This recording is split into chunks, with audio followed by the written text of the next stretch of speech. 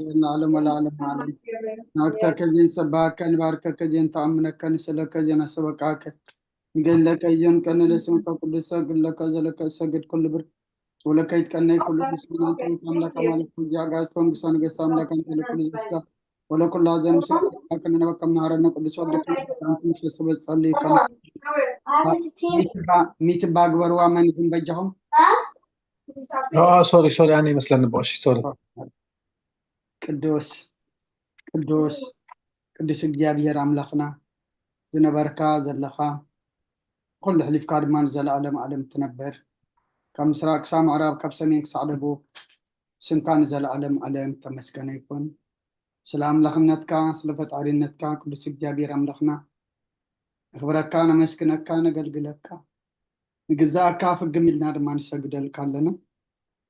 ሰዓት መዓልቲ ዝባረካልና ንስኻ ኸሞ ሰዓት ዘምሸ እዚኣ ድማ ባረኸልና أود أمتنا بارك لنا قدسلنا حتى ولدوا اللي بعدلنا برهان لدتك برهان سلام كبزن صحغنا برهان تمكت كارما برهان سلام بصحنا أتينا يو زلنا زمن دم زيادير أملخنا مساقان نعرق له إن حدنا نفقر له أكون بفقاد كان نخدر له حساب كان نحسب له بمنفس عبينا دما كل تعززنا يون نفصم له ترفنا إنما لألو عمت قبرلنا تعمت زي كنا خطك عملناش أنا تجزي خطك عمل أملاخنا ردعنا نعلم سلام نزازل لنا أي هجر سلام هجرنا نهزبنا نقرابتنا من قنا سلام حبنا نزوم أما خلاي بحري تحيلهم هوتهم لسانو حواتنا حتنا نفسه معرف زنانا صنانا يأكل دما بلنا قدس እግዚአብሔር አምላኽና ሕማም ዘለው ፈውሰልና ኣብ ሓዘን ዘለው ጸናና ዓልና ተጨኒቆም ዘለው ርህወሎም ጸሚዮም ዘለው ንስዓዮም ስጋ ነፍሲ ተኣስር ተሓዮም ፋሕ ዝበሉ ድማ ኣክቦም ወሊድና ንዕብዮም ዘለና ባረኸልና ኣብ ወፍሪ ዘለው ድሓን የእትወልና ኣብ መገሻ ዘለው ድማ ድሓን መለሰልና እዚ ጉባኤ እዚ ድማ ኣምላኽና ብመንፈስ ዓብዩ ናብ ሰማይ ኣጠሚቱ ኣብ ጉባኤ ቅዱሳን ዘጸንብር ጉባኤ ይግበረልና ብናይ ዲና ቅድስ ድንግል ማርያም ኣማላድነት ብናይ መላእክቲ ተራዳእነት ብናይ ነቢያትን ሐዋርያትን ጻድቃንን ሰማዕታትን ጸሎት ይትፈለየና ከምቲ ሐዋርያት ዝምሃርካዮም ኣብ ሰማያት ንብር ኣቦና እናበልና ንጽዋዓካ ኣለና ስምካ ይቀደስ መንግሥትኻ ትምጻ ፈቃድካ እንተ ኣብ ሰማይ ከምኡ ድማ ምድሪ ይኩን ዕለት እንጀራና ሎሚ ሃበና ናን ዝበደሉና በደሎም ከም ዝሓደግናሎም በደልና ንዕሳና እንደገልና ካብ ክፋ ድሕነና እምበር ፈተና ይትእትወና መንግስትን ሓይልን ክብርን ንዘለዓለም ናትካ እሞ ኣሜን። ወዝትየ ማርያም ብናይ ቅዱስ ገብርኤል መልአክ ሰላምታ ሰላም ለክልኹ ሕሊናኸ ድንግል ኢኺ ብስጋኸውን ድንግል ኢኺ ኣደይ እግዚአብሔር ፀባቕት ጎይታ ሰራዊት ሰላም ለክልኹ ንስኺ ካብ ኣንስቲ ብርክቲ ኢኺ ፍረ ከርስኹም ብሩኽ እዩ ወምልእተ ጸጋ እግዚአብሔር ምሳኺ እዩ ወፍስሕቲ ደስ በልኪ ኃጢአትና ሰሪልና ናፍቲ ወድኺ ኢየሱስ ክርስቶስ ምንታና ምሕረት ለምንልና አሜን። ፍትሐ ወይ ስርግ ዚና አምላክን ሙዳነ ኢየሱስ ክርስቶስ ካኒቀ ጋና ሰራያት ያደምሳሲ ያበሰ ወልድ ለብሩ ከሳተ ብርሃን አንቱማዊ ቀናት ወይ ዲያቆናት ብርሃን ሰርጎ ጻናት በበስመክም ኩንፍታኑን ጻኔ ረሰንስ ብሏን ስማት ዚዮ መሐረነ ክርስቶስ መልአክ ሰብተኸልተ ዚዮ መሐረነ ክርስቶስ ዚዮ መሐረነ ክርስቶስ ዚዮ መሐረነ ክርስቶስ ዚዮ መሐረነ ክርስቶስ ዚዮ መሐረነ ክርስቶስ ዚዮ መሐረነ ክርስቶስ ዚዮ መሐረነ ክርስቶስ ዚዮ መሐረነ ክርስቶስ ዚዮ መሐረነ ክርስቶስ ዚዮ መሐረነ ክርስቶስ ዚዮ መሐረነ ክርስቶስ ዚዮ መሐረነ ክርስቶስ ከመሆን በእንተ እግዝእትነ ማርያም መሐረነ ክርስቶስ መልአክ ሰብተኸልተ በእንተ እግዝእትነ ማርያም ክርስቶስ በእንተ እግዝእትነ ማርያም ክርስቶስ በእንተ እግዝእትነ ማርያም መሐረነ ክርስቶስ በእንተ እግዝእትነ ማርያም መሐረነ ክርስቶስ በእንተ እግዝእትነ ማርያም ክርስቶስ በእንተ እግዝእትነ ማርያም መሐረነ ክርስቶስ በእንተ እግዝእትነ ማርያም መሐረነ ክርስቶስ በእንተ እግዝእትነ ማርያም ክርስቶስ በእንተ እግዝእትነ ማርያም መሐረነ ክርስቶስ በእንተ እግዝእትነ ማርያም መሐረነ ክርስቶስ በእንተ እግዝእትነ ማርያም ክርስቶስ በእንተ እግዝእትነ ማርያም መሐረነ ክርስቶስ እዛ ሰዓት እዚኣ ንባር ስጋ ጎይታ ኢየሱስ ክርስቶስ ኣብ መቃብርን መፈጸምታ ሰዓት መዓልትን እያ ከምኡውን ድቃሳ ምሳል መስለ ዝኾነት ከም መወዳእታ ግዜ ዕድመ ሰብ ትቁፀር ናይ ምስጋና ጸሎት ሰናይ ነገር ንገበረልና ይቅረ በሃል እግዚአብሔር ኣቦን ጎይትና ኣምላኽናን መድሓኒናን ኢየሱስ ክርስቶስ ነመስግነሉ ሰዊረናን ረዲእናን ሓሊውናን ኣቕሪቡናን ተቐቢልናን ተማዓቂቡናን ኣጽኒዑና ክሳዕ እዛ ሰዓት እዚኣ እውን ኣብፅሒና እዩ الجوم بزعدس على زيان بكل زمن يوتنا فصم سلام كحلونا كل نتحز يعبير عملخنا لمن ولا وقويتانا زيابير كل التحزاب بون قويتنا عملخنا مدحنا يسكرسوس تقول كل قبرن من تقول قبرن أو تقول قبرن مسكنك هلنا سلا سور كنا نزر داخلنا نزحل خنا نبغاون سلا زقرب كنا نتقبل كنا سلا زعب كنا نزتنا خنا نصعد صعد يوم سلا زبصح خنا نمسكنك هلنا وقويتاي قرب لنا ومفكر سب سلا زند منك هلنا كم حرت كون دللنا إذا قدس على زيان كل زمن يوتنا نأخاب بنفرها بفصم سلامكم في السماء بنا كل قناة كل مكران حبهم قولون زغني كل قبر سيطان مخرق فاسبات من الله على السلام وقويتا كبير كاب كل هزب خاونا رحق كاب درياب زلزلنا يبتاونا رحق يتعون زحيشن أزلنا تمانون كربيتن كل حاجة فلان الرقق سلطان ذهب كنا نسخا خمو كاب كل خفاء دحنا نوالها نمبر نفتنا يتأتونا هذا ودخا قويتنا مدخنا مدحنا يسكرسس من تفقر سبيل بزقبر محرة نقرتان بسغا معرم حوم زغن منفس كلسن بسغانا صنعتم بوزر لك على من كل سعان زال علم علم أمين نين السحا مزمور حمسان حدن وأملاك مسالخا محرني كم تعبير راخ أبساي دمسس كم أبساي تصبيك حتبني كم حتياتي ناصرهني أنا أبساي فلت ألخم حتياتي كل جزيب قدم أيو زرواخات صادق فردخان نصوان كاتر كبسي أنا ناخات راي بدلكو أبقى مخا كي جبركو ما بعبسات ولدكو نيك أبحاتيات أنا ستني من حق أوش تخاطر اليوم أحبون طعم مهرني أنت غصار الشسم الزات ريني أبرد كسعود حسابني فنزغت كتكاين عصمت حق وساس بحتان حق وسناس مني إذا أبحاتياتي كبلو نزل عوسايون دمسسو وأملاخ صوري اللي بفطر اللي كل منفس كاوش تحدث كابقات كاي دربيني كل منفس كاي تقدفني حق اسم الحان كاملة سلي فقادنيا منفسون دقفني مقد خان مفرس سومرم إيه حتى أنا بخاخم اللسويم أملاخ مدحاني كابل آدم أنك فني لساني صدق حق الكتب له إياه ويثا أفهم مسكانا خلنا نقرس خنا فريك فت سوات بهب لك كاني زي كون اسم قرب كل كانيرة مسوات مرة رايت وقوني خم مسوات أملاخ سور منفسي وأملاخ نسورون كنت من البيت ونقوني خا نسيم صدقها سناي قبر الله مكاتات يرسالم نداء شو موسات صركي زحر مسواتي بملء مسوات باك لك أي شو عم سوي خارح قرب الكايم هالليلويا صلت كذي دقاس نكرسون قسين أملاخين مسكانا قرب حتى يعطيك حد قال لك إلمنو آمين آمين قال هو يسمع لنا أبنا دكتور سقاب مزمور رح تعدل لنا عليك مزمور 230 أبي مرقيتا 230 حدن أبو عشي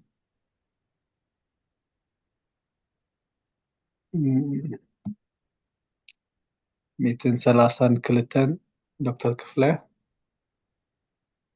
233 مامل سارة 234 لوليد 237 تمنيت 238 مامل سارة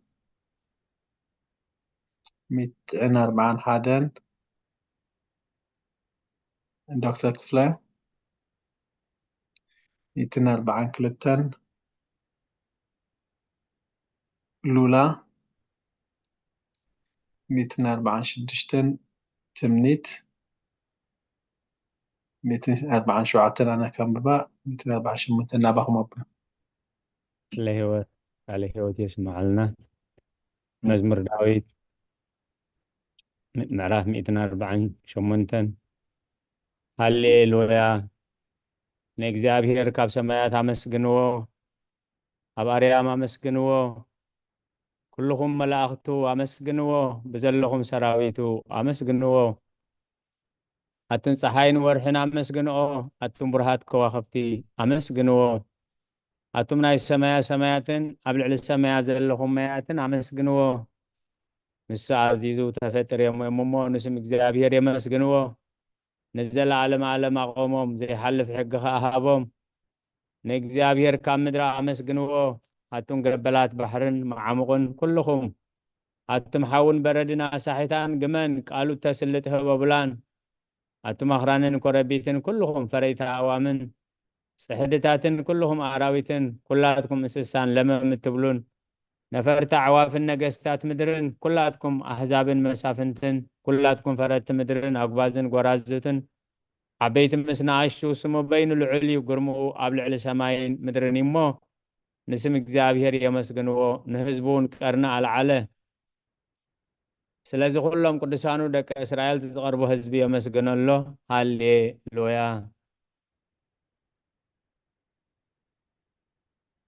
አሜን ሃሌሉያ ቅዱስ ቅዱስ ቅዱስ እግዚአብሔር ጸባኦት ፍጹም ምሉእ ሰማያት ወምድረ ቅዱሳት ስፋት ይኮን ጌል ሉቃስ ምዕራፍ 2 ካብ ቁጥር 25 ክሳብ 32 ንሆ ድማ ብኢየሩሳሌም ስሞን ዝበዓል ሰብኣይ ነበረ እዚ ሰብኣይ ዝጻድቕ ንኣምላኽ ዝፈርሕ ምጽናዕ እስራኤል እውን ይጽበ ነበረ መንፈስ ቅዱስ ድማ ነበረ ነቲ መሲ እግዚአብሔር ከይረኣየ ሞት ከም ዘይርኢ ድማ ብመንፈስ ቅዱስ ተገሊጹሉ ነበረ ብመንፈስ ከዓ ናብ ቤተ መቅደስ መጽ ወለዱ ኢየሱስ ህፃን ከም ስርዓት ገብሩሉ ምስ ኣተው ስሞን ድማ ኣብ ኢዱ ሓቑፎ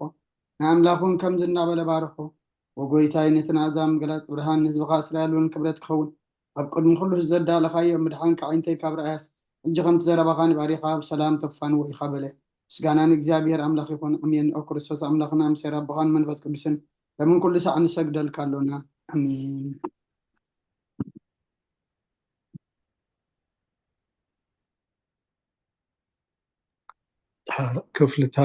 ክፍለታ ጸሎት መመሳራ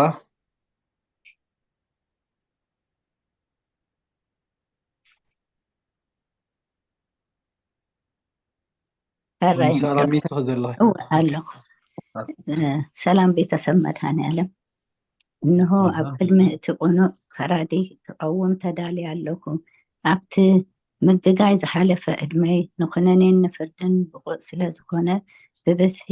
ሓጢአተይ ርዕድን እትቀጥን ኣለኹ ግን ከነፍሰየ ጌና ኣብ መሬት ትነብሪ ካብ ሃለኽስ ተነስሂ ምክንያቱ መሬት ኣብ መቃብር ኣይውድሶን እዩ ኣብ ሞት ከዓ ዝዝክሮ የልቦን ኣብ ገሃነሙን ዘመስክኖ የልቦን እሞ ካብ ድቃስ ትሕኪት ተንሲእኺ ናብ መድሃኒኺ ብንስሓ ኦ ኣምላኸ መሃረንን ኣድህነንን ናበልኪ ተማሕፀኒ ስብሃት ለኣብ ወወልድ ወመንፈስ ቅዱስ አሜን መዋዕል ሰብ ዘይውዳእ ዶክተር ክፍላይ መዋዕል ሰብ ዘይውዳእ እዚ ዓለም እዚ ከዓ ንዘለኣለም ዝነብር እንተዝኸውንሲ ነፍሰይ ንጹር ዝኾነ ምክንያት መሃለወት ነይሩ ግን እቲ ጽዩፍ ዝኾነ ተግባራትክን እቲ ሕማቕ እከይክን ኣብ ቅድሚ እቲ ሓቀኛ ምስቕላዕ ኣብ ዓራት ሓጢኣት ተሰጢዕኪ ኣብቲ ሸለልተኛን ከዳዕን ስጋኸ ከለኺ እንታይ እዩ እቲ ዝህብዮ መልሲ ኦ ክርስቶስ ኣምላኸይ በቲ ኣዝዩ ዘፍርሕ ፍርድኻ እስንብት ነቲ ዘለኣለማዊ ፍርድኻ እምብርከኽ በቲ መለከታዊ ነፀብራቃዊ ምርሃንካ እንቅጥቀጥ ኣለኹ ኣነ ሕሱም ድኑስ ኣብ ዓራተይ ደቂሰ ዘለኹ ኣብ ህይወተይ እውን ዘይግዱስ ዝኾንኩ ናይቲ ተቐባል ቀረፃ እምነት ብምውሳድ ኣፍ ልበይ እናወቃዕኩ ኦ ኣምላኽ ኣነ ገበነኛ እሞ ይቕረ በለለይ ይብል ኣለኹ ይእዝየኒ ወዘልፈኒ ወለዓለመ ዓለም ኣሜን አሜን ቃል ሕይወት አሜን ወንጽሕቲ ድንግል ኤልሳቤት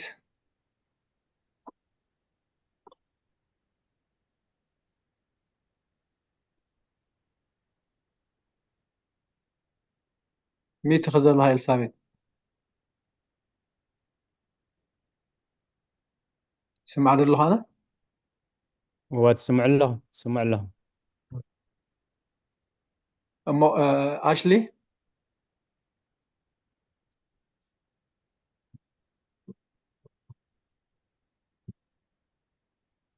ونጽሕቲ ድንግል ونጽሕቲ ድንግል ናባል ያኺ ተቆጥብ ስላል ረድኤትኪ ኣለኸ ዶ ሕራይ አንብብ ያበለ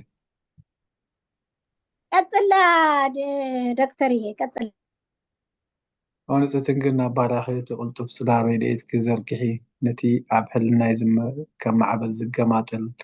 ክፉ ሓሳባት ካብ ያርሕቕዮ ነታ ሕምምቲ ነፍሰይ ብኸንቱነት ኣዝዩ ሃለዋታ ጠፊእዋ ኣለሞ እሞ ናብ ጸሎትን ምንቕቓሕን ኣበግስ እያ ምክንያቱ ንስኺ ከኣሊትን ምሕረት እትልምን ኣላይት ኣደን ኢኺ ኣደ ምንጪ ህይወት ንጉሰይን ኣምላኸይን ጎይታ ኢየሱስ ክርስቶስ ተስፋይ ኢኺ ኦ ጎይታ በዛ ሌት እዚኣ ቀጽል ያበለ ኣስሊ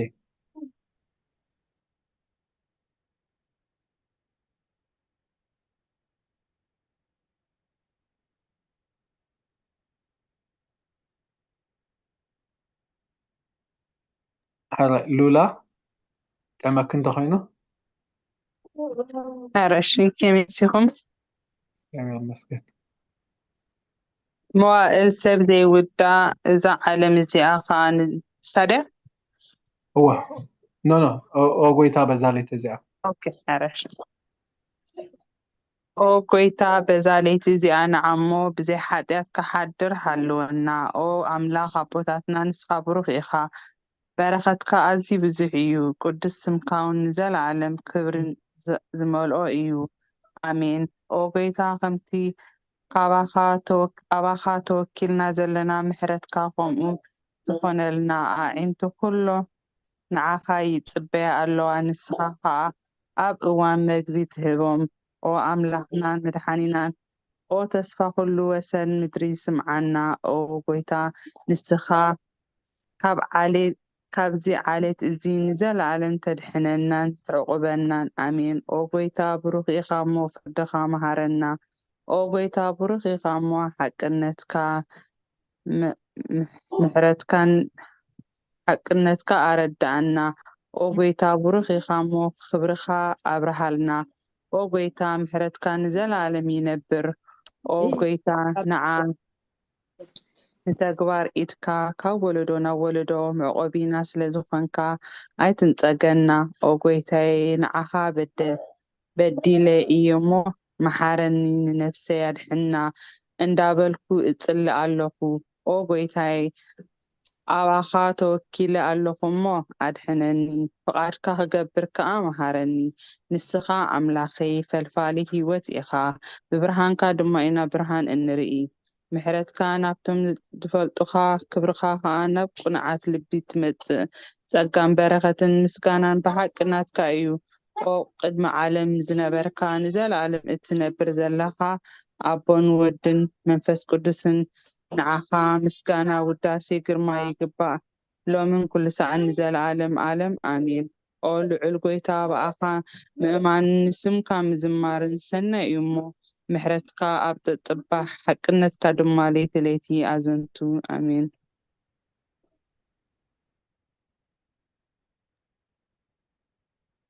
وداسي سلس قدوس مولو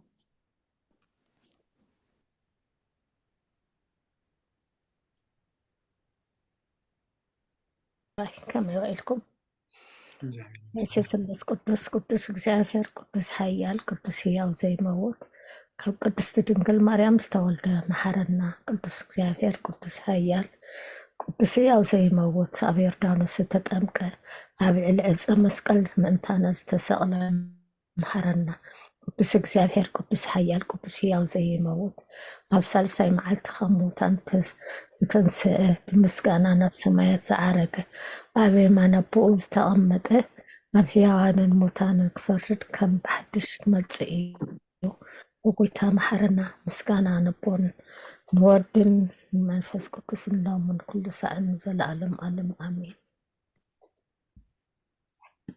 አሜን። ኦስሉስ ቅዱስ መሐረና ኦስሉስ ቅዱስ መሐረና ኦስሉስ ቅዱስ መሐረና ወጎይታ ኃጢአትና አደገልና ወጎይታ በደልና ይጸብጽበልና ወጎይታ አበሳና ይቅረበልና ወጎይታ ንሕማት ብቃብጽሐየሞ ምንቲ ትቅዱስ ስምካ ኢልካ ፈውሶም ወጎይታ ነቶም ዝሞቱ ቦታትና ነዴታትና ንሕዋትና ንሓትና ከዓ ነብሶም ማዕረፍ ወኻብ ኃጢአት ንጽኾንካ ጎይታ መሐረና ወኻብ ኃጢአት ንጽኾንካ ጎይታ ርድአና ድማነና ከዓ ተቐበለልና ክብርን ምስጋናን ብፍጹም ማዕርግን ቅድስና ንዓኻ ይግባእ እሜን ጎይታ መሐረና ጎይታ መሐረና ጎይታ ባርከና ወጎይታ ብቕዓት ግበረና ምስጋና ከምዚ ኢልና ክንጽልብ ሰማያት ትንብር ኣቦና ስምካ ይቀደስ መንግስትኻ ትምጻእ ፈቃድካ ኣብ ሰማይ ከምኡ ድማ ምድሪ ይኩን ንዕለት እንጀራና ለማህበና ንኩና ንዝበደሉና በደሎም ከም ዝሓደግናሎ በደልናን ኣበሳናን እንደገልና ክፋድሕነና እምበር ኣብ ፈተና ይተእትወና መንግስትን ሓይልን ክብርን ዘለኣለም ናትካ እሞ ኣሜን ኦዝቴ ማርያም ብናይ ቅዱስ ገብርኤል መልኣክ ሰላምታ ሰላም ለክለኹ ብሕልና ድንግል ኢኺ ብስጋኹን ድንግል ኢኺ ብስጋኹን ድንግል ኢኻ ኣደ እግዚኣብሔር ፀባኦት ጎይታ ሰራዊት ሰላም ለክለኹ ንስኺ ካብ ኣንስቲ ብርክቲ ኢኺ ፍረ ከርስኹም ብሩኽ እዩ ኦ ምልዕተ ጸጋ እግዚኣብሔር ምሳኺ እዩ ኦ ፍስቲ ደስ በልኪ ኃጢአትና ሰሪየልና ናብ ፍቲ ወድኺ ኢየሱስ ክርስቶስ ምእንታና ምሕረት ለምነልና ኣሜን አሜን ምስጋና ንቅድስት ድንግል ማርያም ኤልሳቤት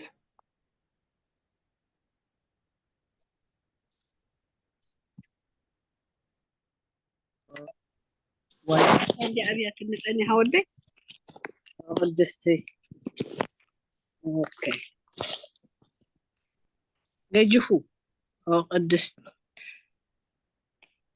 كابتو أوكي قدستي ملأتي تقع كله جزية دنجل زخانكي ولاديت أملاخ أدي كريستوس سلام نبلكي من تحديثنا كحرقلنا ناب فقر ودخي صلوتنا عرقلنا نحق إنيا برهان إيسوس كريستوس أملاخنا زولد كلنا قدست دنجل سلام نبلكي نحديث نفسنا حاديقو كمحرنا ناب قويتا لمن لنا أو قدست دنجل مريم ولاديت أملاخ نزر إيسب أمنتي أما لاديت ناب ودخي إيسوس كريستوس بحدقت حاتيات كتقونا لمننا وانا حقي نقستي دنقل سلام نبلكي أو نعمانيئل أملاخنا زولد كلنا كرعات زرقنا سلامتا نقرب لكي أو دنقل بقويتانا إيس كريستوس زتأمنت أما لاديت حاتياتنا ما أنتي كحرقلنا تذكرنا أمين መተው ጸሎተ ሃይማኖት أصلي አራይ ተመንሲኹ مسكن ዓዲ ሓቀኛ ብርሃን ነኽብረኪ ቅድስቲ ድንግል ወላዲተ ኣምላኽ መድሃኒ ዓለም ስለ ዝወለድክልና መፂኡ ከዓ ንነብስና ስለ ዘድሃነና ነመስግነኪ ጎይታና ንጉስናን መድሃኒና ኢየሱስ ክርስቶስ ክብሪ ንዓኻ ይኹን ኣሜን ንስኻ ንሃዋርያት መጎሶም ንሰማዕታት ኣኽሊሎም ንቤተ ኣኽሊሎም ንጻድቃን እልልትኦም ንቤተ ክርስቲያን ጽንዓት ንሓጢኣት ሕድገት ብሓደ ዝመለኮቱ ስሉስ ቅዱስ ንብሰል ንሰግደሉ ነክብሮን ጎይታ መሓረና ጎይታ መሓረና ጎይታ ባረኸና ኣሜን ናይ ሃይማኖት ጸሎት ትምኒት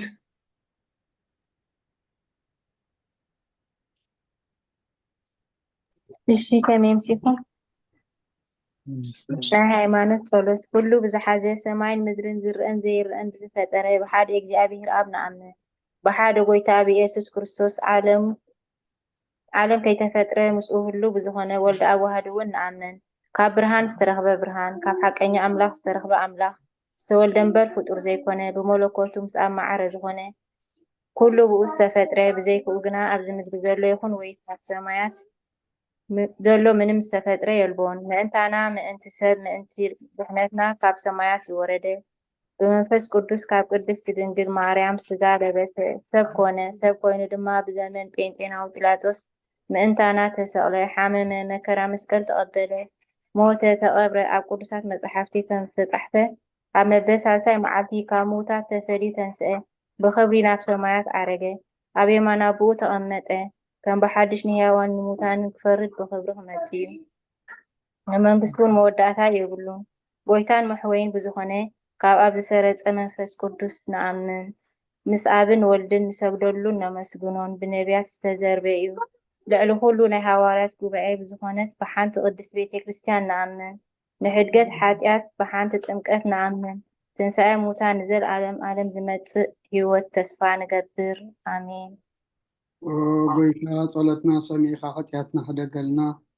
ክርያላይሶን ክርያላይሶን ክርያላይሶን ክርያላይሶን ክርያላይሶን ክርያላይሶን ክርያላይሶን ክርያላይሶን ክርያላይሶን ክርያላይሶን ክርያላይሶን ክርያላይሶን አይሶን ክርያላይሶን ክርያላይሶን ክርያላይሶን ክርያላይሶን ክርያላይሶን ክርያላይሶን ክርያላይሶን ክርያላይሶን ክርያላይሶን ክርያላይሶን ክርያላይሶን ላይሶን ክርያላይሶን ክርያላይሶን ክርያላይሶን ክርያላይሶን ክርያላይሶን ላይሶን ክርያላይሶን ክርያላይሶን Krialaison, krialaison, krialaison. Krialaison, krialaison, krialaison. Krialaison, krialaison, krialaison. Krialaison, krialaison, krialaison. Krialaison, krialaison, krialaison. Krialaison, krialaison, Krialaison, krialaison. krialaison, krialaison. Krialaison, krialaison, krialaison. Krialaison, krialaison, krialaison. Krialaison, krialaison, Krialaison, krialaison. krialaison, krialaison. Krialaison, krialaison, krialaison. Krialaison, krialaison, krialaison. Krialaison, krialaison, krialaison. Krialaison, krialaison, krialaison. Krialaison, krialaison. Krialaison, krialaison. ቅዱስ ቅዱስ ጴጥሮስ ፋሚሊ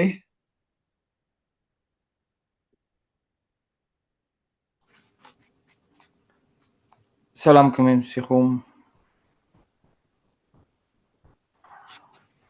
ቅዱስ ቅዱስ ቅዱስ እግዚአብሔር ጎይታ ሰራዊት ሰማይን ምድርን ብክርስኻን ብክብርኻን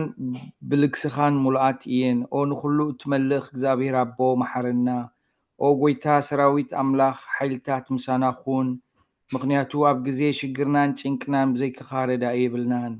ኦ ኣምላኽ ኣባና ሕደር ንበደልና ይቕረታን ምሕረትን ግበረልና እቲ ብድልየትናን ብዘይ ድልየትናን ዝገበርናዮ እቲ ብፍላጥን ብዘይፍላጥን ዝሰራሕናዮ ስውርን ግሁድን ዝኾነ ሓጢኣትና ምእንቲ እቲ ኣብ ልዕሌና ሰማይ ቅዱስ ስምካ ኢልካ ኦ ጎይታ ይቕረበለልና ኦ ጎይታ ከም ምሕረትካ ደኣ እምበር ከም በደልና ኣይኹን በከመ ምሕረትከ አምላክነ ወአኮበከ እምአበሳነ በከመ ምሕረትከ አምላክነ وأكوبك مع بسانة فكما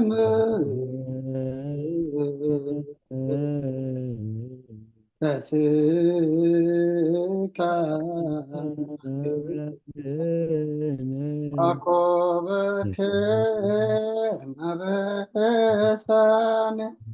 ወጎይታ ብቃት ወረና ምስጋና ከምዚልና ክንጽልብ ሰማያት ትነብር ኣቦና ስምካ ይቀደስ መንግስትካ ትምጻእ ፈቃድካ ኣብ ሰማይ ከምኡ ድማ ምድሪ ዕለት እንጀራና ለማህበና ናን ዝወደልና በደሎም ከም ዝሓደግናሎም በደልና ንዕሳና እንደገና ወክፋድሕነና እምበር ኣብ ፈተና ይተትወና መንግስትን ሓይልን ክብርን ንዘለኣለም ናትካ ይማ ኣሜን ኦዝት የማርያም ብናይ ቅዱስ ገብርኤል መልኣክ ሰላምታ ሰላም ልክሉ ሕሊና ከድንግል ይኸይ ብስጋኹን ድንግል እግዚአብሔር ጸባኦት ጎይታ ሰራዊት ሰላም ለክሙ እሽኺካ አንስ ብርክቲ ይፍረከር ስኩም ብርኩም ተጸጋ እግዚአብሔር ምሳኺ ወፍስት ደስ ያትና ሰሪልና ነፍት ወድ ኢየሱስ ክርስቶስ ምንታና ምሕረት ለምንልና አሜን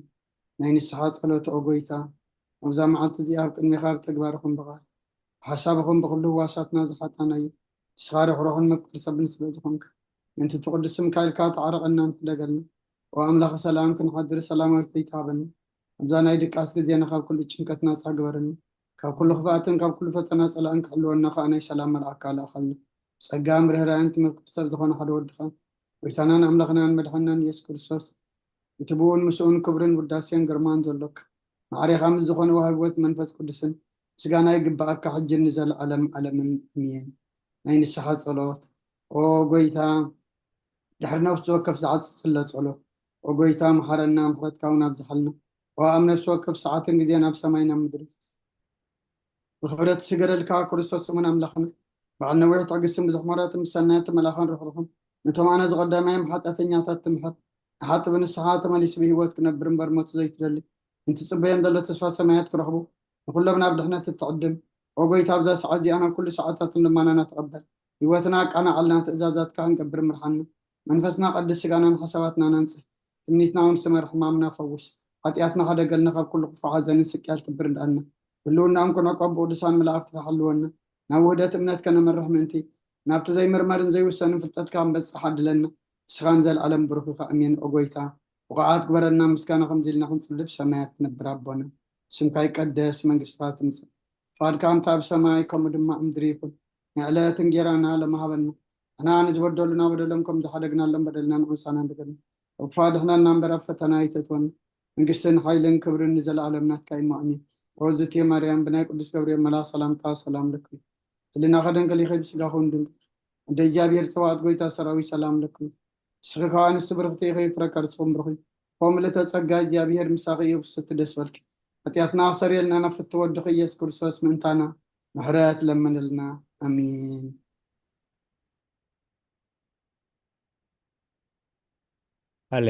الهوت اسمع لنا تسألي صلوت كما هللنا يمهل لا خلو كان مكزابير عريقو معات زغرر محرات زغرر يقبر لنا زغبركم حزب اكزابير نزغدس بيت خريستيان تهبو ناي سولوس ولا تسركن كمون مرت هايمانوت تمرتي هايمانوت عبون أبزز زلهم وخونكم جزيخمن سراحكمن بموهاد بتبعاتن بانك عدوان تكاتات الوزلهم خصاب السعزي أبسانا بدلنا إشنتنا خي سبسبه بدحنا سلام عاقبو أبز قدس قبائي خنساتف زرد عنا زدقفنا لولا بحري فتارينا أملاك قدسان ناي بحر مسقانا يبصحيو نقولهم بس سعزي أبسببا أبسقام أبشقر نزلو رهوا سلام كسانت عرفتي هبوم أبيت ما أسرت نزلو موسى حراي فترلهم بموت سقان استفلينا جنة من سمايات هاجر قدساني وارسهم أمرير حزن نزلهم قاعدة بس قدساني دبسكم نقول لهنا هذا استوعب أمر هيبو موداتنا يسبقلنا أبز حلفة جزينا هيمانة أبو معرف عسرة كاب حدق ساب عسر تزلو ينارينا كم تبز حلفة جزي استحبره معرف عسرة عسران حدن عسران كلتن لنفس وكف أماني قد تاوز ملكت مستي قانونان دوغمان بيت خريستيان تأساسر ملختي ويكا حقتاتي زلو ساب عسرت بس إحنا نرنا من البات زي حلفنا انتلنا انتاي يزبل حق بيت خريستيان أبوتات انتاي انوسينهم تردانا من انتي كاب حدا جميرة كم بوئيت موكستات كله بزي حلفة قزية سلازرعنا يو توم مصحف زلنا تمليشنا هرينا توم مصحف زي حزنا خا نوت اندحزنا كنكيد من انتي هيمانة أبو معراف عسرا كفلي سلسة قصة حدا التحوي نزع من الزياء نعا بقوع تكون تدادليخا نزل خطعك بتدالو قدم خلو نيكزابير أملاخكا بخلو لبخان بخلو نفسخان بخلو إحليناخان أفكرو نبس أيكاون كم نفسخا أفكر ماروكوس عسر تخوته عسران شمونتنك ساب سلاسان حدن زليواويان عسر شمونته وزر خلته سباي تقتل ناب سبيت سبايون أيتخيد أيتزمو أما حسنا دي زل حسان أيتقتل سراي أيتخون أيتسرق بحاسوت أيتمسكر أيتسحات زساعات عسر سلسخ ساب عسر شمونته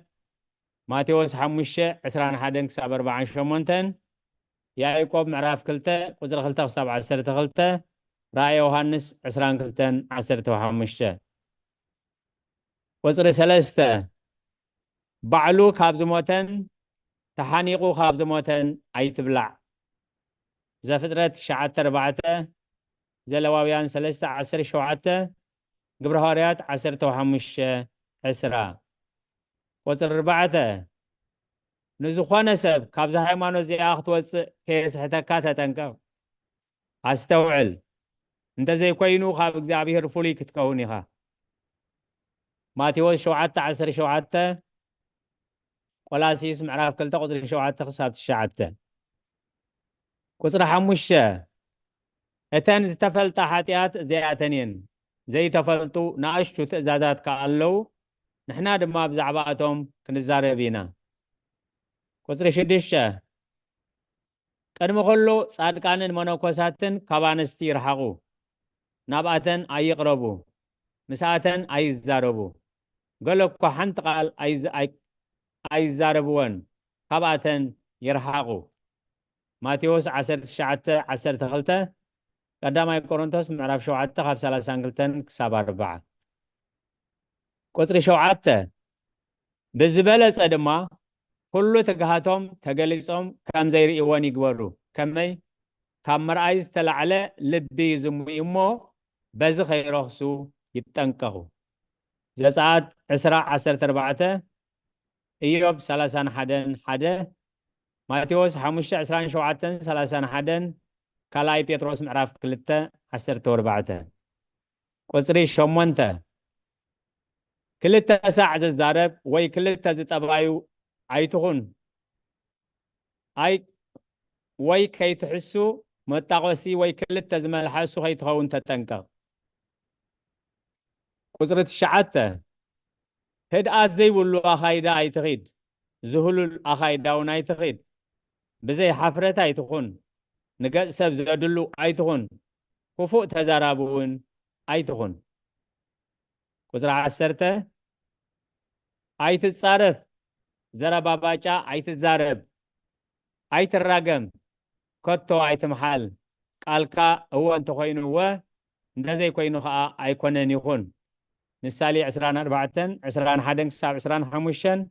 ماتيوس 5:33 كساب 38 رومي 10 قطر 10 يعقوب 1:8 يعقوب 3 كاب 3 كساب 10 سلقالاتو እግዚአብሔር ዝተመስገነ ይሁን ነቶም ዘይነበርና እንታይ ከም ዝነበረ ነቶም ዝነበርና ኸ ንምዝኽኻር የደጊመ ከም ብወፀኒሐ ካብ 1 ክሳብ 10 ዘሎ ኣብ ዝሓለፈ ግዜ ርኢና ነርና ሎሚ ከም ፍቓድ እግዚአብሔር ካብ 11 ኢና ክንጅምር ናይ 11 መወከልሲ ኣቦና ኣቤ መላከ ሰላም ዘፀአት 20 ቁፅሪ 7 ኣዴና መምህር ሳራ ዘሌዋውያን 19:12 ሃብትና ህይወት ማቴዎስ 5:33 ክሳብ 38 ኣዴና ኤልሳቤጥ ያዕቆብ ምዕራፍ 5 ቁፅሪ 12 ነባብ ናይ 11 بجد تزارب كبلخا خلو حق خمز الزارب حاسوت كم زي الزارب فلت بل سم اتتملخو قنا بمحلا اي تسمه كم تقدس وانجيل زبولو كال محلاون اي تسمه هذا كله سحتاتي مقبارو اي قبائنيو اي حقوسنيو انتاي دا قدس بيت خريستيان توصوميا ካብኣቶምን እተውግዞም ኣለዉ ዘፀአት ምዕራፍ 10 ቁፅሪ 7 እግዚአብሔር ስሙ ብኾንቲ ንዘለዓለ ከይቀፅዐ ኣይሓድጎን እዩ እሞ ስም እግዚአብሔር ኣምላክካ ብኾንቱ ኣይተልዕል الهوت يسمعلنا ዘሌዋውያን 19 قصر 12 نسم أملاكا كيتركس بسمي بحصوت عيتمهالو أنا እግዚአብሔር إيه الهوت يسمع لنا آمين كم يمسيكم كلكم ماتيوس معرف حمشته كاب 33 سقع 38 دمانتهم قدامت محلخا نእግዚአብሔር ሃቦ እምበር بحصوت عيتمحال كم اتبهلي سميعكم اللخم أنا جنا قبلكم اللخو بسمايات كوني زفان أملاغ إيمو بمدر خوني مرقص اقرو إيمو بيروسالم كوني كتما تي عبي نقص إيه وموكتو أيتم حالو كابت أقري رأسخا حتى كتتصعدو ويس كتتصقلب أيتخقلني خامو برأسخا أكوا أيتم حال نجركم سي وي أيكونن دعا يخون كابزي بزبزح كابتي فوقيو عيني خدان عيني سني خندي سني كم اتبه لي سميعكم لكم آمين. I think أبدأ مثلا. على هوت يسمع لنا. آمين. أدينا السابق يعقوب معرف حمشة يعقوب مع رفع مشتي وزر 10 تغلطة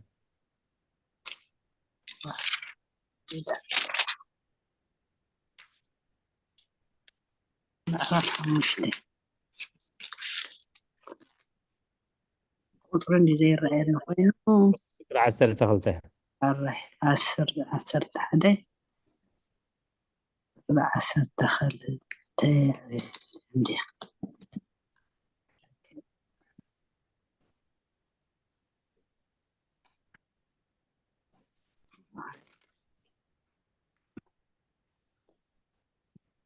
እቶም ኣሕዋተይ ንሕድሕድኩም ኣይትናቃቅፉ እቲ ንሓዊ ዝነቅፍ ወይ ኣብ ልዕሊ ሓዊ ዝፈርድ ንሕጊ እዩ ዝነቅፍ ኣብ ልዕሊ ሕጊ እውን ይፈርድ ንሕጊ ክትፈርዶ ከሎካ ግና ትፈርዶ እምበር ትሕልዎ ኣይኮንካን ዘለካ ኦይ እዛ ሓንቲ ኣምስልኒ 12 ዲኹም ኢልኩምኒ هو 10 تغلطة ኣራይ ንስኻትኩም እጣቱም ሎሚ ወይ ፅባሕ ናብታ ከተማ እቲኣ ንክንከይድ ኢና وزر معرف 4 يخن زلخنا أدينا معرف حمشة ወይለይ هو መርከብ እንደሲ ይመፅኒ ሕጂ ረኺበ ያሕራ هذا ኣብ ርእሲ እዚ ኣብ ርእሲ እዚ ኣሕዋተይ ኣይትምሓሉ ብምድሪ ኮነ ብሰማይ ወይ ብካልእ ነገር ኣይትምሓሉ ኣብ ትሕቲ ፍርዲ እግዚኣብሔር ከይትወድቁ ድማ እቲ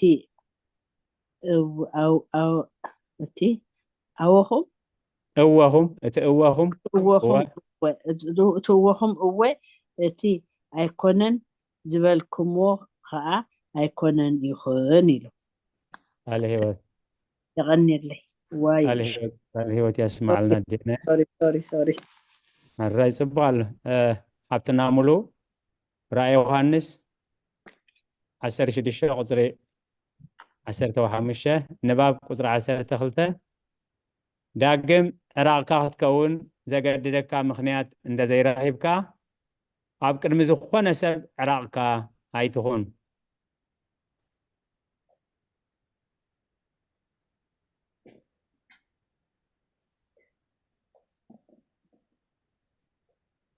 مولو حبتنا عملت التخون حنسب هره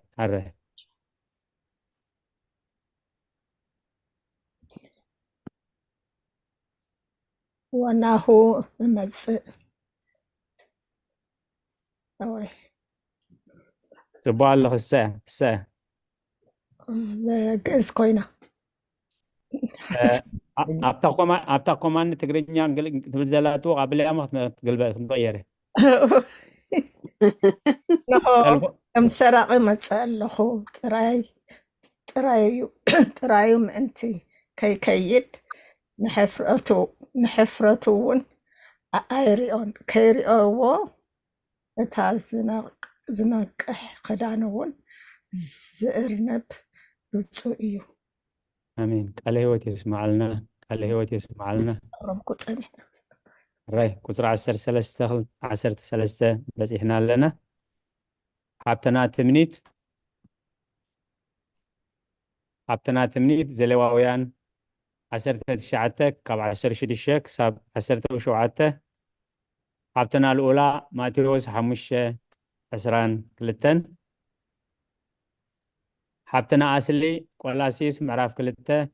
ካብ 16 ክሳብ 17 ንባብ ናይ ቁፅሪ 13 ንሓውካ ተኸዳን ጨርቂ ወይ ዓሻ ኣይትበሎ ምስ ኣህዛብ ከዓ ኣብ በዓላቶም ኣይትተሓወስ ንመዓልቲ ሰንበት ከዓ ከም ልማድ ኣይሁድ ኣይትጠናቐቕ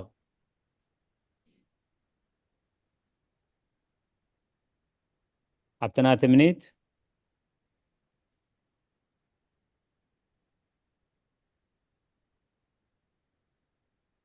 እሺ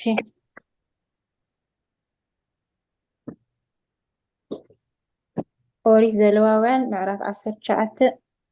ቁፅሪ 16-17 ክትሓሚ ከለኻ ኣብ ህዝብኻ ኣይትዙር ናብ ደም ክትሓሚ ኢልካ ሶሪ ክትሓሚ ኢልካ ኣብ ህዝብኻ ኣይትዙር ናብ ደም ብፃይካ ኣይትለዓል ኣነ እግዚኣብሔር ንሓውካ ብልብኻ ኣይትፅላእዮ ንብፃይካስ ብዛዕባኡ ሓጢኣት ከይትፀውር ኣፀቢቕካ ግንሓዮ من سلقالات እግዚአብሔር ዝተመስገነ ይኹን ቃለ ህይወት የስማዓልና ሓብትና ልኡላ ማቴዎስ 5:22 ኣነ ግን ንሓዊ ዘቆጥዕ ዘበለ ኩሉ ክፍረዶ እዩ ንሓዊ ኣታ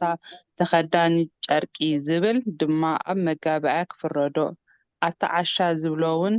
ንገሃነብ ሓዊ ክፍረዶ እዩ እብለኩም ኣለኹ ቃለ ህይወት የስማዓልና ሓብትና ኣስሊ ሓራይ ኣበይ ሙሉጌታ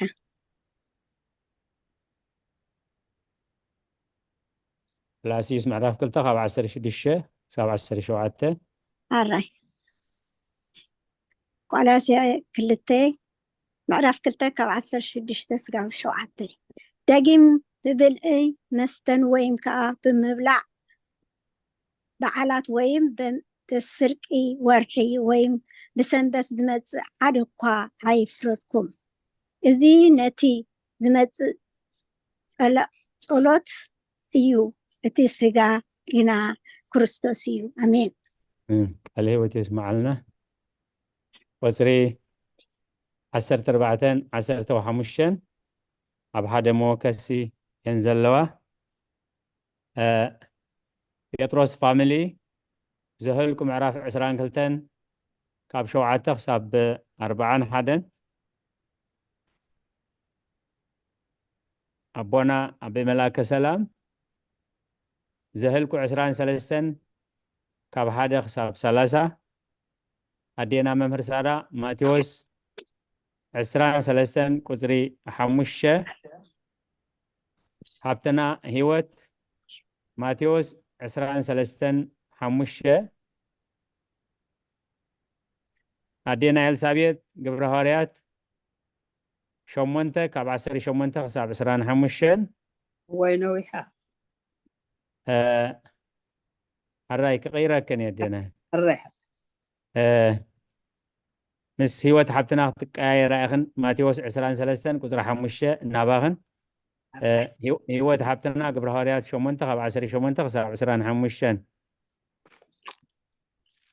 ሓብትና ሙሉ ግብረ ሐዋርያት 13 ካብ 6 ክሳብ 12 ሓብትና ትምኒት ግብረ ሐዋርያት 19 ቁፅሪ 11 ክሳብ 18 ኣራይ ንባብ ቁፅሪ 14 ጠንቋሊ ወይ መሰሪ ኣይትኹን ኣብ ግዜ ሕማምካ ጽኑዕ ሕማም ክትሓምም ከለኻ መንከስቲ ወይ ማህረምቲ ክረኽበካ ከሎ ነዚ ኣብ ላዕሊ ዝተሰሚየ ዝኾነ ሰብ ክገብረልካ ከቶ ኣይተፍቅደሉ ስማጋንንት እናፀውዑ ማይ ናብ ዝነፅጉልካ ኣይትኺድ ክታብ እውን ኣይግበሩልካ ወይ በቲ ቆፅሊ ኣሊኾም ዝሓፅብሉ ኣይትተሓፀብ ንስኻ እውን ኣይትግበሮም ኣራይ ሆሊ ፋሚሊ ጴጥሮስ ፋሚሊ كما يوعدكم እግዚአብሔር ይመስገን ሓብትና ሰማይነሽ ከመይ ውዒልኪ እግዚአብሔር ይመስገን ዘህልቁ 22 ካብ 7 ስጋብ 41 ዓበይቲ ሞዓብን ዓበይቲ ሚድያንን ድማ ዓስቢ ጥንቁልና ኣብ ኢዶም ሒዞም ከዱ ናብ በለዓም መፂኦም ከዓ ቃል ባላቅ ነገርዎ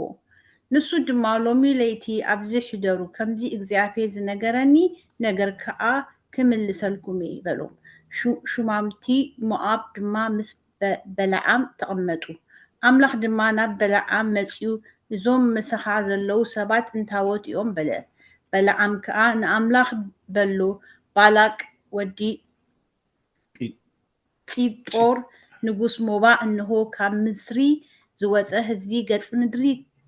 ከይዱ ኣሎ። ሕጂ መፂኻ ንዕኡ ርገመለይ ምናልባሽ ክዋግኦም ከውፅኦን እኽእል እየ ኢሉ ለኣኸለይ። ኣምላኽ ድማ ንበለዓም ምሳታቶም ኣይትኺድ ምሩቕ እዩ እሞ ነቲ ህዝቢ እቲ ኣይትርገሞ በሎ። በለዓም ከዓ ብጊሓት ተንሲኡ ንሹማምንቲ ባላቅ እግዚኣብሔር መሳኻትኩም ከይከይድ ከሊኡኒ እሞ ንሃገርኩም ኪዱ በሎም። ሹማምንቲ ሞባእ ድማ ተንስኡ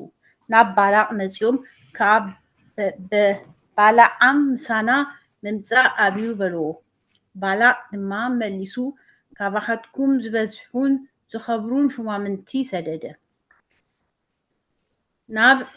በለዓም መፂኦም ከዓ ባላቅ ወዲ ፂጶር በጃኻ ናባይ ካብ ምምፃእ ኣይትትዕገት ኣዝየ ክኸብረካ እየ እንትብለኒ ኩሉ ከዓ ክገብር እየ እሞ በጃኻ ንዓ ነዚ ህዝቢ እዚ ርገመለይ ይብሉ ኣሎ በሎ። በለዓም ድማ ንገላው በላቅ መለሰሎም በሎም ከዓ ባላቅ በቤቱ መሊኡ ከዓ ብሩርን ወርቅን እንተ ዝህበኒ ብንእሽቶ ኮነ ወይ ብዓይቢ ቃል እግዚኣብሔር ኣምላኽ ከፍርስ ኣይክእልን እየ። ሕጂ ከዓ እግዚኣብሔር መሊሱ ዝብለኒ ክፈልጥሲ ንስኻትኩም በዛ ለይቲ እዚኣ ድማ ኣብዚ ተቐመጡ። ኣምላኽ ድማ ብለይቲ ናብ በለዓም መፂኡ እዞም ሰባት እዚኦም ክፅውዑኻ መፂኦም እንተኮይኖም ተንሲኻ ምሳታቶም ኪድ እቲ ኣነ ዝብለካ ጥራሕ ድኣ ግበር በሉ። በለዓም ከዓ ብጊሓት ተንሲኡ ኣድጉ ፅዒኑ ድማ ምስቶም ሹማምንቲ ሞባእ ከደ። ንሱ ስለ ዝኸደ ድማ ኩራ ኣምላኽ ነደደ። ንሱ ኣድጉ ተወጢሑ ክልተ ገላኡ ከዓ ምስኡ ክኸዱ ከለዉ መልኣኽ እግዚኣብሔር ክከልከሎ ኣብ መገዲ ደው በለ። እታ ኣድጊ ድማ መልኣኽ እግዚኣብሔር ሙሉእ ሰይፍ ኣብ ኢዱ ሒዙ ኣብ መንገዲ ደው ኢሉ ረኣየት። እታ ኣድጊ ከዓ ካብ መንገዲ ኣግሊሳ ናብ ግራት ኣቢላ ከደት። በለዓም ድማ ነታ ኣድጊ ናብ መንገዲ ክመልሳ ወቃዓ። መልኣክ እግዚኣብሔር ከዓ ኣብ መንጎ ኣታክልቲ ወይኒ በቲ ድማ መንደቕ ኣብ ዘለዎ ኩዕትቲ መንገዲ ደው በለ። እታ ኣድጊ ከዓ መልኣክ እግዚኣብሔር ሪኣ ናብቲ መንደቕ ተፀግዐት። ንእግሪ በለዓም ድማ ናብቲ መንደቕ ኣራፀመቱ። ንሱ ከዓ መመሊሱ ወቃዕ። እቲ መልኣክ እግዚኣብሔር ድማ ከም ብሓድሽ ንቅድሚት ሓሊፉ ንየማን ወይ ንፀጋም እተለግስ ኣብ ዘይብላ መንገዲ ኣብ ፀቢብ ቦታ ደው በለ። እታ ኣድጊ ከዓ መልኣክ እግዚኣብሔር ሪኣ ኣብ ትሕቲ በለዓም በጥበለት። በለዓም ድማ ኮርዩ ተናደደ። ነታ ኣድጊ ከዓ ብብትሪ ወቃዓ። ሽዑ እግዚኣብሔር ኣፍ እታ ኣድጊ ከፈተ። ንሳ ድማ ንበለዓም እቲ 3 ሳዕ ዝወቃዕካኒ እንታይ ጌረካ እየ በለቱ። በለዓም ከዓ ነታ ኣድጊ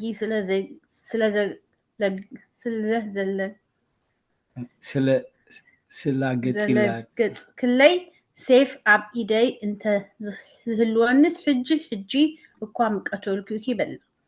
እታ ኣድጊ ድማ ንበለዓም ኣነ ክሳዕ እዚኣ መዓልቲ እዚኣ ነዊሕ ዘበንካ እተወጣሕካኒ ኣድግኻ ደይኮንኩን ከምዚ ክትገብርካዶ ልማድ ነይሩኒ በለቶ። እሱ ከዓኒ ኣይፋልክን በለ። ሽዑ እግዚኣብሔር ኣንቲ በለዓም ከፈተሞ መልኣኽ እግዚኣብሔር ኣብ መንገዲ ደው ኢሉ ምሉእ ሰይፍ ከዓ ኣብ ኢዱ ረኣየ። ፍግም ኢሉ ድማ ብገጹ ተደፍአ። መልአኽ እግዚኣብሔር ከዓ ስለምንታይ ኢኻ ነዚኣ ኣድግኻ 3 ሳዕ ዝወቃዕኻ እያ እዚኣ መንገዲ እዚኣ ኣብ ቅድመይ ቅንዕቲ ኣይኮነትን እሞ እንሆ ክኸልኽለካ ወፃእኩ እንታ ኣድጊ ከዓ ንሪኣ 3 ሳዕ ካብ ቅድመይ ኣግለሰት ካብ ቅድመይ እንተ ዘይተልግስ ንዓኣ ብሂወታ ሓዲጌ ንዓኻ መቐተልኩኻ ነይረ በሎ በለዓም ድማ ነቲ መልአኽ እግዚኣብሔር ንምኽልካለይ ኣብ መንገዲ ደው ከም ዝበልካ ኣይፈለጥኩን እሞ በደልኩ ሕጂ ከዓ ዘሕጉየካ እንተ ኮይነስ እምለስ በሉ መልአኽ እግዚኣብሔር ድማ ንበለዓም ምስ እዞም ሰባት እዚኦም ኪድ ግናኸ እቲ ኣነ ዝብለካ ጥራሕ ደኣ ተዛረብ በሉ በለዓም ከዓ ምስቶም ሹማምንቲ በላቕ ከደ ባላቅ ድማ በለዓም ከም ዝመፀ ምስ ሰምዐ ከቀባብሎ ናብታ ኣብ ደቦ ኦሮና ዘላ ከተማ ሞኣብ ኣብ ወሰን ደቦ ኸደ ባላቅ ድማ ንበለዓም ንምፅዋዕካ ኣፀኒዐ ጉዶ ኣይለኣኽኩልካን ስለምንታይ ደኣ ናባይ ዘይመፃኻ ፀቢቑ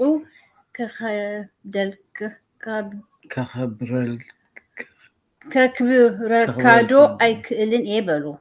በለዓም ከዓ ንባላቅ እንሆ ናባኻ መፂ ኣለኹ ሕጂ ገለ ነገር ክዛረብዶ ክእል እየ እቲ ኣምላኽ ኣብ ኣፈይ ዘንብረለይ ቃል ንሱ እዩ ዝዛረብ በሉ በለዓም ድማ ምስ ባላቅ ከደ ናብ ቀጌታ ሕፁእ ከዓ መፁ ባላቅ ድማ ኣብ ዕሩን ኣባጊዕን ሓሪዱ ናብ በለዓምን ናብቶም ምስኡ ዘለዉ ሹማምንትን ሰደደ ኮነ ከዓ ንፅብሒቱ ባላቅ ንበለዓም ወሲዱ ናብ ባሞት በዓል ኣደቦይ ኣብኡ ኮይኑ ድማ ወሰን እቲ ህዝቢ ረኣየ ኣሜን ለቃላት እግዚአብሔር ተመስገነ ይኹን ቃል ህይወት የስማዓልና አሜን ዘኍልቍ ምዕራፍ 23 ካብ ቁጥሪ 1 ክሳብ 30 እታ ምዕራፍ ብምልእታ ማለት እዩ ቀዳማይ ትንቢት በለዓም ድማ ንባላቅ ኣብዚ 7 መሰዊኢ ንደቐለይ እሞ 7 ዝራብዕን 7 ድዑልን ኣዳልወለይ በሎ ባላቅ ከዓ ከምቲ በለዓም ዝበሎ ገበረ ባላቅን በለዓምን ኣብ መሰዊኢ 1 ዝራብዕን 1 ድዑልን ሰውኡ በለዓም ድማ ንባላቅ ኣብ ጥቓ ዝሓርር መስዋእትኻ ደው በል ኣነ ምናልባሽ እግዚኣብሔር ክራኸበኒ እንተወፀ ክኸይድ እየ እቲ ንሱ ዘርእየኒ ነገር ከዓ ክነግረካ እየ በሎ ናብ 1 መላጥ በሪኽ ድማ ኸደ ኣምላክ ከዓ ንበለዓም ተጓነፎ ንሱ ድማ 7 መሰዊኢ ኣዳለኹ ኣብ መሰዊኢ ከዓ ዝራብዕን ድዑልን ሰዋእኹ በሎ እግዚኣብሔር ድማ ቃል ኣብ ኣፍ በለዓም ኣንበረ ናብ ባላቅ ተመሊስካ ከምዚ ኢልካ ተዛረቦ ከዓ በሎ ናብኡ ድማ ተመልሰ እኖ ከዓ ንሱ ምስ ኩሎም ሽማምንቲ ሞዓብ ኣብ ጥቓት ዝሓርር መስዋእቱ ደው ኢሉ ነበረ ምስላኡ ኣልዒሉ ድማ በለ ባላቅ ካብ ኣራም ንጉስ ሞዓብ ካብ ኣኽራን ምብራቅ ኣምፃኒ መፂኻን ያዕቆብ ርገመለይ ንዓኒ እስራኤል ፀይፎ ኣምላኽ ንዘይረገሞ ከመይ ኢለ ክረግሞ እግዚኣብሔር ንዘይፀየፎኸ ከመይ ገረ ክፅየፍ ካብ ርእሲ ኣኻውሕ ደኣ እርእዮ ካብ ኩርባታት ከዓ እጥምቶ ኣለኹ እንሆ ንበይኑ ዝቕመጥ ህዝቢ ምስ ህዝብታት እውን ኣይቁፀርን ነቲ ሓመድ ያዕቆብ መን ክቆፅሮ ይኽእል ወይ ንርብዒ እስራኤል መን ይፅብፅቦ ነፍሰይ ሞት ጻድቃን ትሙት መወዳእታይ ከዓ ከምናቱ ይኹን ባላቅ ድማ ንበለዓም እንታይ እዩ ዝገበርካኒ ንፀላእተይ ክትረግሞም ኣምፃኽኻ እንሆ ከዓ ፈፂምካ መረቕካዮም በሎ ንሱ ድማ እቲ እግዚኣብሔር ኣብ ኣፈይ ዘንበሮ ተጠንቂቐ ክዛረቦ ኣይግባአንን እዩ ኢሉ መለሰ። ባላቅ ድማ በጃኻ ኣብኣ ኮንካ ክትርእዮምሲ ናብ ካልእ ቦታ ምሳይ ኪድ ናብ ሓደ ወገን ወሰኖም ትርኢ ኣለኻ እምበር ንብዘለዉ ኣይትሪኦምን ኢኻ ዘለኻ ኣብኡ ኮንካ ንዓታቶም ምርገመለይ በሎ። ናብ መረር ፀፊም ናብ ርእሲ ጲስጋ ድማ ወሰዶ 7 መሰውእ ከዓ ነደቀ ኣብ መሰውእ ድማ ሓደ ዝራብዕን ሓደ ድኡልን ሰወአ። ንባላቅ ከዓ ኣብዚ ኣብ ጥቃ ዝሓርር መስዋእትኻ ደው በል ኣነ ኣብኡ ክራኸቦ ክኸይድ እየ በሎ። እግዚኣብሔር ድማ ንበለዓም ተረኸቦ ቃል ከዓ ኣብ ኣፉ ኣንበረ። ናብ ባላቅ ተመሊስካ ድማ ከምዚ ኢልካ ተዛረቦ በለ። ናብኡ ከዓ መፀ። እንሆ ድማ ኣብ ጥቃት ዝሓርር መስዋእቱ ደው ኢሉ ሽማምንቲ ሞዓብ እውን ምስኡ ነበሩ። ባላቅ ድማ እግዚኣብሔር እንታይ ተዛሪቡካ በሎ። ሽዑ ምስላኡ ኣልዒሉ በለ። ባላቅ ተንስእ ስማዕ ድማ ኣታ ወዲ ፂጶር ናባይ ፂምበል ኣምላኽ ከይሕሱ ሰብ ኣይኮነን ከይጣዓስ ከዓ ወዲ ሰብ ኣይኮነን ንሱ ዝበሎስ ኣይገብሮንዶ ተዛረቦስ ኣይፍጽሞንዶ እንሆ ክምርቕ ተኣዚዘ እየ ንሱ ድማ ባሪኹ እዩ ኣነ ከዓ ክመልሶ ኣይከኣለንን ኣብ ያዕቆብ ክፍኣት ኣይጠመተን ኣብ እስራኤል ከዓ ሕሰም ኣይረኣየን እግዚኣብሔር ኣምላኹ ምስኡ እዩ እልልታ ንንጉስ ድማ ኣብ ማእከሉ ኣሎ ኣምላኽ ካብ ግብፂ ኣውፅኦም ሓይሊ ከም ናይ ሪኤም ዝበለ ኣለዎ ኣብ ያዕቆብ ኣስማት ኣብ እስራኤል ከዓ ጥንቁልና የልቦን ብዛዕባ ያዕቆብን እስራኤልን ብግዚኡ ኣምላክ ከመይ ዝበለ ግብሪ ገበረ ክበሃል እዩ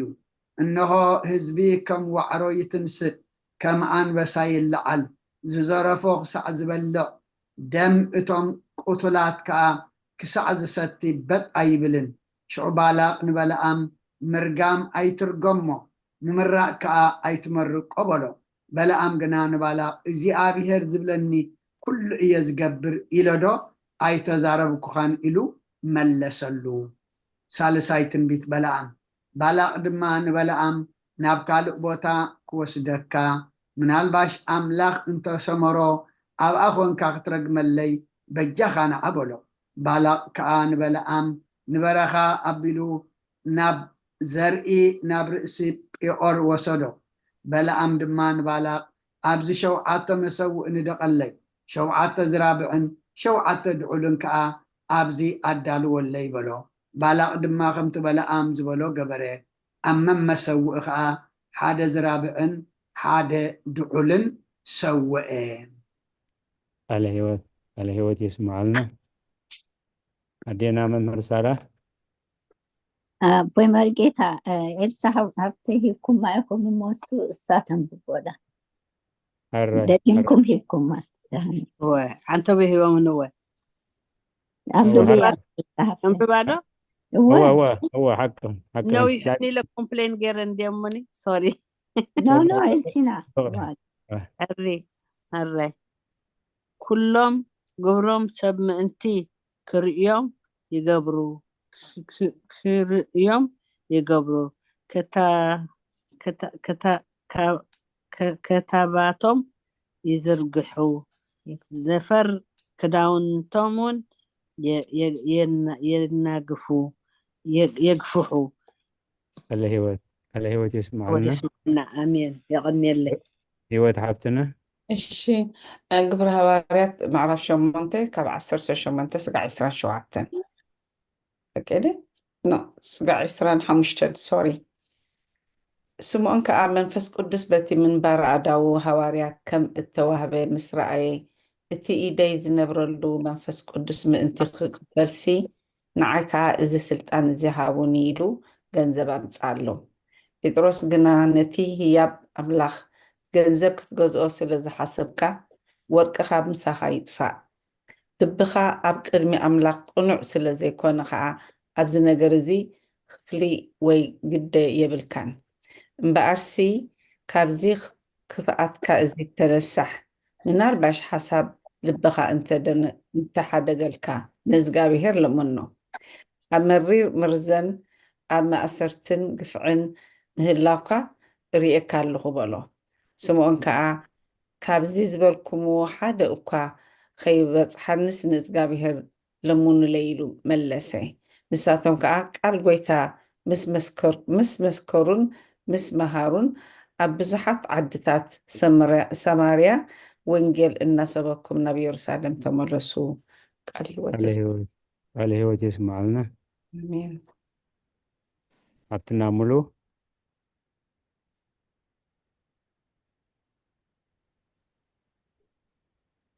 ኣለኹ ኣለኹ ይበል እግዚአብሔር ግብረ ሐዋርያት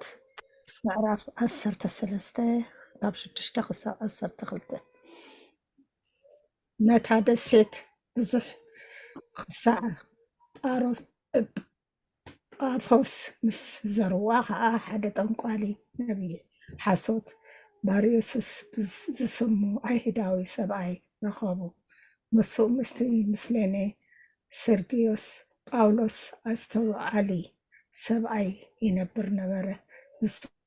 እውን ቃል ኣምላኽ ክሰምዕ ደልዩ ንሳውልን ንባርናባስን ናብኡ ፀውዖም ግናኸ ኤልማስ ጠንቋሊ ስም ከምኡ ይትርጉም እዩ እሞ ነቲ ምስሌኔ ካብ ምእማን ክመልሶ ደልዩ ተቃወሙ እቲ ጳውሎስ እተሰሚዐ ሳውል ግን መንፈስ ቅዱስ መሊእዎ ጠመቶም እሞ እታ ኩሉ ተንኮልን ኩሉ ክፍኣትን ዝመልአካ ወዲ ዲያብሎስ ፀላእ ኩሉ ፅድቂ ነቲ ቁኑዕ መገዲ እግዚኣብሔር ካብ ምጥዋይሲ ካንዶ ኣይተዓርፍን ኢኻ ሕጂ ከዓ ንሃ ኢድ ጎይታ ኣብ ልዕሊኻ እያ ክትዕውሮ ክሳብ ግዚኡ እውን ፀሓይ ኣይክትርኢን ኢኻ በሎ ብኡ እውን ከዓ ጣቓን ፀልማትን ወደቆ ኣብዝን ኣብትን እናተመላለሰ ከዓ ብኢዱ ሒዙ ዝመርሖ ደለየ ሽዑ እቲ ምስሌኔ ነቲ ዝኾነ ርኢዩ ብምህሮ ጎይታ ተገሪሙ ኣመነ ስለ ቃላት ክብር ምስጋና አሜን አሜን ቃል ህይወት ይስማዓልና ሓብትና ትምኒት ግብረ ሐዋርያት ምዕራፍ 19 ካብ 11 ክሳብ 18 ኣምላኽ ከዓ ብኢድ ጳውሎስ ብዙሕ በይኑ ዝኾነ ተኣምራት ገበረ ማዓረሚኡ ወይስ ክዳኑ ካብ ዝባኑ ወሲዶም ኣብቶም ሕሙማት የንብሩ እሞ ሕማሞም ይሓድጎም ርኩሳት መናፍስቲ እውን ካባታቶም ይወፁ ነበሩ ካብቶም ኣስማት እናገበሩ ዝዞሩ ኣይሁድ ከዓ ሓያሎ ነቶም ርኩሳት መናፍስቲ ዝሓደርዎም በቲ ጳውሎስ ዝሰብኮ ኢየሱስ ነሕለኩም ኣለና ኢሎም ስም ጎይታና ኢየሱስ ክሰሚሎም ፈተኑ እቶም እዚ ዝገበሩ 7 ደቂ ሓደ ኣስቄዋ ዝበሃል ኣይሁዳዊ ሊቀ ካህናት እዮም እቲ ርኩስ መንፈስ ድማ ንኢየሱስ ፈልጦን ጳውሎስ እውን ኣይስሕቶን እዩ ንስኻትኩም ከ እንታወቲኹም ኢሉ መለሰሎም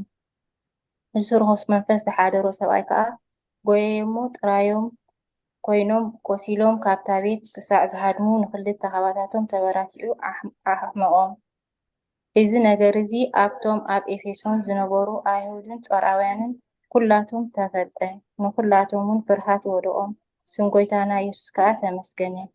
ካብቶም ዝኣመኑ ከዓ ብዙሓት ነቲ ዝገበርዎ እናተኣመኑን እናነገሩን መፁ አሜን ቃል ህይወት ይስማዓልና ቁፅሪ 16 ኣዴና መምህር ሳራ ቀዳማይ ቆሮንቶስ ምዕራፍ 7 ቁፅሪ 1 መዓዛ ቅዱሳን እንቋዕ ደሓን መጻኺ ማቴዎስ 5 ካብ 26 ክሳብ 27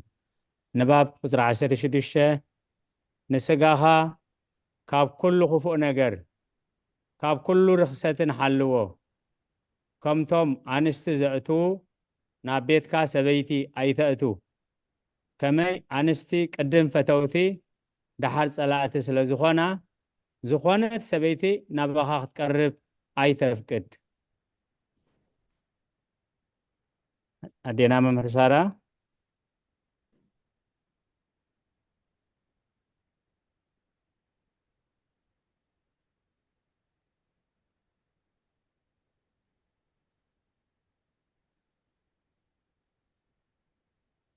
أدينا ممر سارة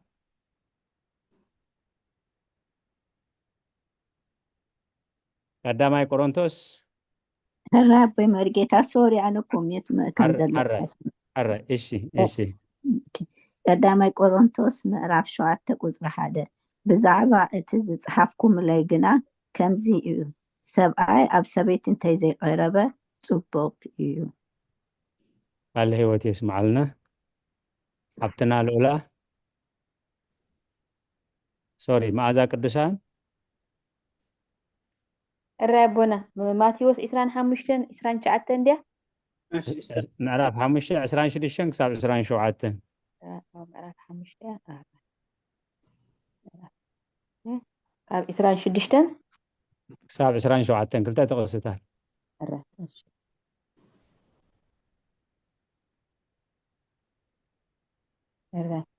مس مبأستخا دما جنا أما جد خلخا الطيبكا مسؤوت عرب انت زي كونس اتي مبأستخا نفرادي أحليفو كيهبكا فرادون نجليو ناب بيت مأسرتي خا تأتو تا مودأتا قدرين تين كسع التفدي كابا كم زيت وصء بحق إبلكا الله كبر المسكانة نمدحاني ألمكم آمين نباب وزري شوعات مسيحنا لنا الأولى حبتنا مزمور داويد معرف 4 وزر 4 حبتنا أصلي مزمور داويد 30 شوعاتن كاب شومنت خصاب 10 شوعات من البات زعاتكم زحلفكم تليهم أذكرنيهم بيتروس فاميلي معرف حموشة كاب حموشة خصاب 10 توكلته أبونا بملاك سلام رومي 10 تخلته كاب 10 توتشعات خصاب سرانا حدن أدينا ممر سارة يفيسون معرف 4 كاب 20 شديشن كساب 20 شوعاتن الرأي نباب قدر 10 شوعاته أبلبو إم سب زحز صلاتو أبكر مكزابير أي تعرقن يامو بسب أي تكأيم مس منافقان وي أرسيسان أي تسألي نساتهم كا خحاتي يوم وي مس أحزاب أي تسألي مزمور داويت 4 هو قري أمو عيتعبس أما دكاسيهم لبوهم مرمرو سق بالون سيلا اللي هو تسمع لنا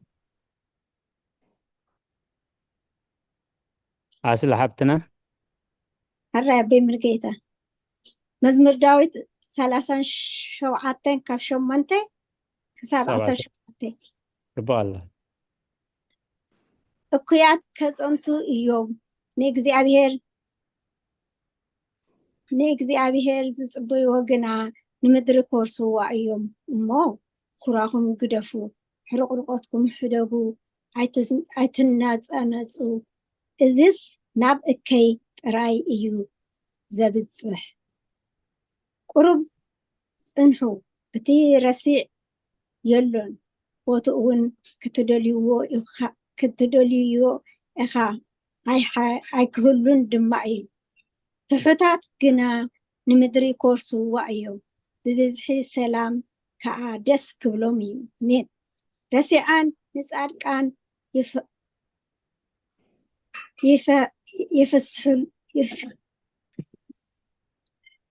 ይፍስሉ ኣስናኖም እውን ይሕርቅምሉ ሙሉ እግዚአብሔር ዕለት ከም እትመጽእ ይርኢ እዩ እሞ ይስሕቆም ረሲዓን ንጥቁዓት ድኻ كودقوم نتم بقنع من قدي زخدو خعا كحدقوم سيفهم مسرة استومن قطرم سيفهم ناب لبوم إيو زأتو أستم كسبر إيو قالات امرسيعان كسابابر إيو نصارقان ግና እግዚአብሔር ይድግፎ እዩ እሞ ካብ ሃፍታም ብዙሓት ረሲዓን ሓድገት ናይ ጻድቕ ይበልጽ አሜን። ለህይወት يسمع لنا right ጴጥሮስ family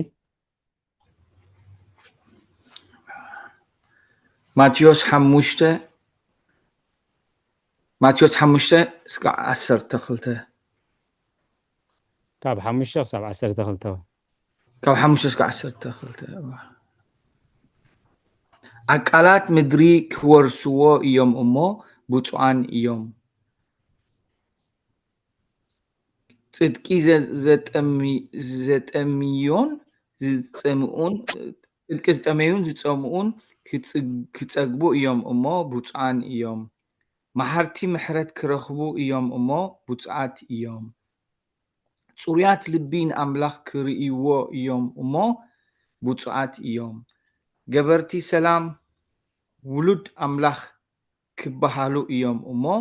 ብፁዓት እዮም ብፁዓን እዮም ምእንቲ ጽድቂ ዝስደዱ መንግስተ ሰማያት ናቶም እያ እሞ ብፁዓን እዮም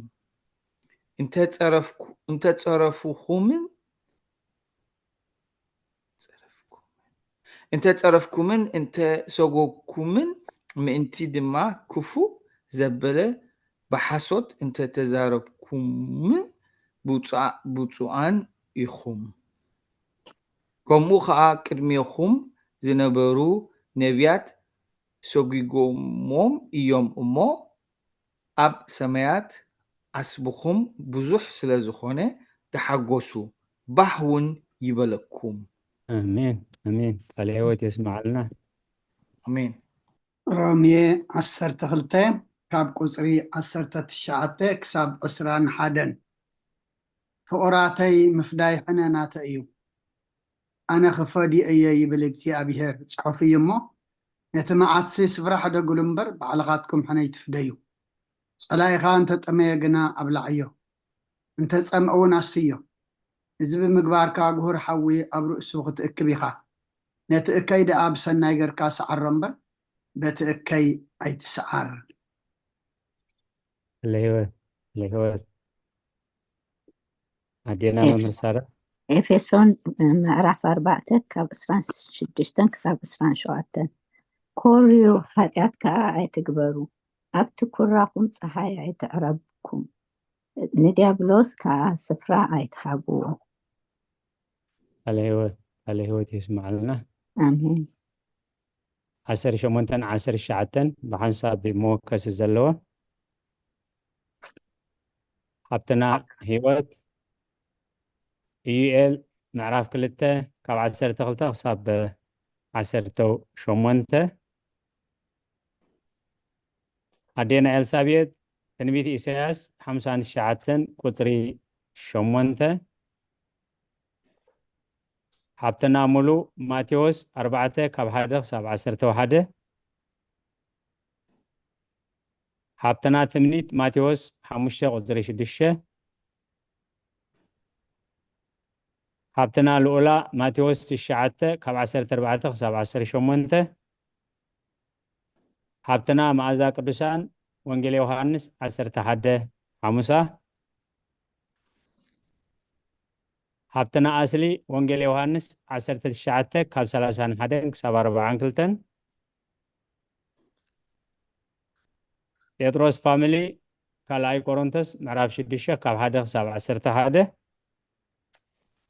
ንኻልኣይ ግዜ ቦና ብመላከ ሰላም ቀዳመይት መልእኽቲ ዮሐንስ ምዕራፍ 2 ካብ 5 ክሳብ 6 ምናልባት ድሕር ሒልኩም ዝኣተኹም ዘይረኣኹም እንተሊኹም ኣዘክሩኒ ኢኹም ንባብ ቁጥሪ 18-19 ጎይታ ዝኣዘዞ ጾም ኣይትሰዓር ንሱ ከዓ ረቡዕን ዓርብን እዩ እዚኣቶም ጽኑዕ ሕማም እንደዘየጋጢሙካ ወይ ኣብ ወርሓት ጴንጠቆስጤ ወይ በበዓል ልደትን ጥምቀትን እንደዘይኮይኑ ኣይትሰዓሮም ቁፅሪ 19 እታ ናይ ቤተ ክርስቲያን ቅድስቲ ጾም 40 እታ ቅድመ ፋሲካ ዘላ ሰሙንን ሰሙነ ሕማማት ማለት እዩ በብርቱዕ ጥንቃቐ ጾም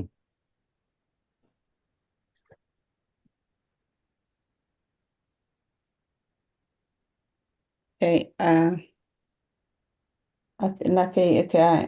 ኢኤል ወይኤል ምዕራፍ 2 ካብ ምዕራፍ 2 ቁፅሪ 12 ስጋ 19 ትብል ኣርእስታዊን እግዚአብሔር ተነስሑ ኢሉ ከም ዝፀውዐ እምበኣርሲ ሕጂ እውን ብጾምን ብብኽያትን ብቁዝማን ብምሉእ ልብኹም ናባይ ተመለሱ ይብል እግዚአብሔር ንሱ ንኹራ ደንጓያይ ብሳህሊ ከም ከዓ ሙሉእ ብእከይ ድማ ተጣዕሳይ ርሕሩሕን መሓርን እዩ እሞ ክዳውንኩም ኣይኮነን ልብኹም ደኣ ቅደዱ ናብ እግዚአብሔር ኣምላኽኩም ተመለሱ ተጣዓሱ ዝምለስ እንተኾነ ድሕሪኡ ድማ ንእግዚአብሔር ኣምላኽኩም ብመስዋእቲ ብልዕን ብመስዋእቲ መስተን በረኸትን ዝሓድግ እንተኾነ መን ይፈልጥ ኣብ ጽዮን መልእኽት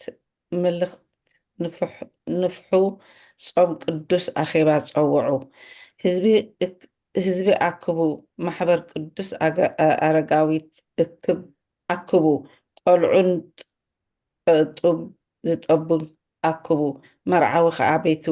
ይውፃእ መርዓት ከዓ ካብ ሕልፍኛኣ እቶም ካህናት ኣገልገልቲ እግዚአብሔር ኣብ መንጎ ኣዳራሽን መስዋእን ይብከዩ ይብልውን ኦ እግዚአብሔር ንህዝብኻ ንሓፎ ነቲ ርስትኻ ኣህዛብ ክገዝእዎ ኢልካ ንመላገፂ ኣሕሊፍካ ኣይትሃብ ስለምንታይ ከ ኣብ ኣህዛብ ኣምላኾም ኣበይ ኣሎ ዝበሃል እግዚአብሔር ንሃገሩ ቅንኤ ንህዝቡ ራህራሄ እግዚአብሔር ንህዝቡ መለሰሉ በሎም እውን እንሆ ኣነ ኣኽልን ወይንን ዘይትን ክሰደልኩም እየ ብኡ ከዓ ክትፀግቡ ኢኹም ድሕርዚ ኣብ ማእኸል ህዝብታት መላገፂ ኣይ ክገብረኩምን እየ ኣሜን ስለቃላቱ እግዚአብሔር ዝተመስገነ ይኹን ኣራይ ኣዴና ኤልሳቤጥ ኢሳያስ 49 ቁጥሪ 8 ኣራይ ምሕዳስ ኢየሩሳሌም እግዚአብሔር ንህዝቡ ከምዚ ይብሎም ኣሎ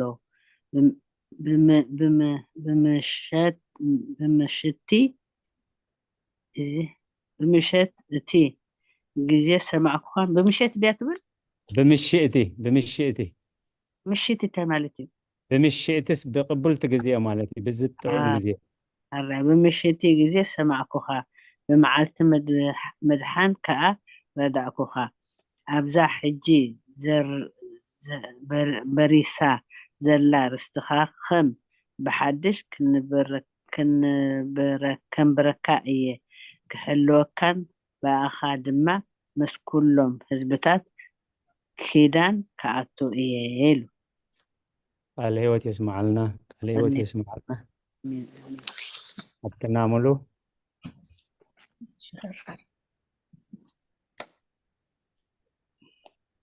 ማቴዎስ ምዕራፍ 4 ካብ 1 ክሳብ 11 ሽዑ መንፈስ ንኢየሱስ ብዲያብሎስ ክፍትን ናብ በረኻ ኣውፅኦ 40 መዓልትን 40 ለይትን ምስ ጾመ ድሕሪዚ ጠመየ እቲ ፈታኒ ድማ መፅኡ ወዲ ኣምላኽ እንተኮይንካስ እዚ እማንን ጌራ ክኸውን በሎ ኢየሱስ ግን ኣሰብ ካብ ኣፍ ኣምላኽ ብዝወፅእ ኩሉ ቃል እምበር ብንጌራ ጥራሕ ኣይነበርን ፅሑፍ እዩ ኢሉ መለሰሉ ሽዑ ዲያብሎስ ናብታ ቅድስቲ ከተማ ወሲዱ ኣብ ገምገም ቤት መቅደስ ደው ወበሎ قرخا بأمن كيتعنقفف بأداوم كالألوخا نعم لختو منتخا يئزز صحف اللما ود أملاخ انتخون كاس تحتي قصكا صدف بلو يسوس እግዚአብሔር አምላካ ይትፈታትኖ ድማ ጽሑፍ በሎ ዲያብሎስ ከም ብሓድሽ ናብ ኣዝዩ ነዊሕ ካርን ወሲዱ መንግስትታት ኩሉ ዓለምን ክብረትን ኣርእዩ እሞ ፍግም ኢልካ እንተሰጊድካለይ እዚ ኩሉ ክኽበካ እየ በሎ ሽዑ ኢየሱስ ንእግዚአብሔር ኣምላካ ስገድ ንዕኡ በይኑ ድማ ተገዛእ ጽሑፍ ኣሎ እሞ ኪድርሓቕ ሰይጣን በሎ ድሕርዚ ዲያብሎስ ሓደ ጎኑ እንሆ ድማ መልእኽቲ መፂኦም ኣገልገልዎ ስለ ቃላት ክብሪ ምስጋና ይኹን አሜን አሜን ኣብትናት ምኒት እሺ ወንጌል ማቴዎስ ምዕራፍ 5 ቁጥሪ 6 ጽድቂ ዝጠመዩን ዝጸምኡን ዝጸግቢኦም እሞ ብፁዓን እዮም على هوت يسمعنا ኣብትና ልኡላ ማቴዎስ ምዕራፍ 9 ቁጥሪ 14 እስካብ 18 هو ሽዑ ደቂ መዛሙርቱ ዮሃንስ ስለምንታይ ንሕና ፈሪሳውያን ብዙሕ ንጾም ደቂ መዛሙርትኻ ግና ኣይጾሙን ኢሎም ናብኡ መፁ ኢየሱስ ከዓ በሎም ንዕሩኽ መርዓዊ መርዓዊ ምሳታቶም ክሳዕ ዘሎ ከመይ ኢሉ ክጉህ ይኾነሎም መርዓዊ ካብኣታቶም ዝወሰደላ መዓልቲ ግና ክትመጽእ እያ ሽዑ ከዓ ይጾሙ ቆራጽ ሓድሽ ዓለባ ኣብ በላይ ክዳን ዝልግብ የልቦን እንተዘይኮነስ እቲ ጥዑይ ይልከም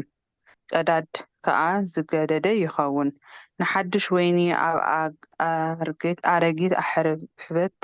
ኣይዕቁሮን እንተዘይኮንስ እቲ ኣሕራባት ይቕደድ እቲ ወይኒ እውን ይፈስስ ኣሕራባት ከዓ ይባላሾ ንሓድሽ ወይኒ ግና ኣብ ሓደስቲ ኣሕርበት ይዕቁሮ ክልቲኡ ድማ ይእርነብ على هوت يسمعنا معዛ ቅዱሳን ረቡና ክብሪ ንኣምላኽ ይኹን ወንጌል ዮሃንስ 11:50 ኩሉ ህዝቢ ካብ ዝጠፍእ ሓደ ሰብኣይ በጃ ህዝቢ እንተሞተ ከም ዝሕሸና ከቶ ኣይተሓስቡን ኢኹም በሎም ለቃላቱ እግዚአብሔር ዝተመስገነ ይኹን ኣሜን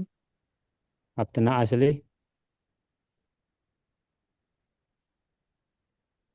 ዮሐንስ ወንጌል 19 ካብ 31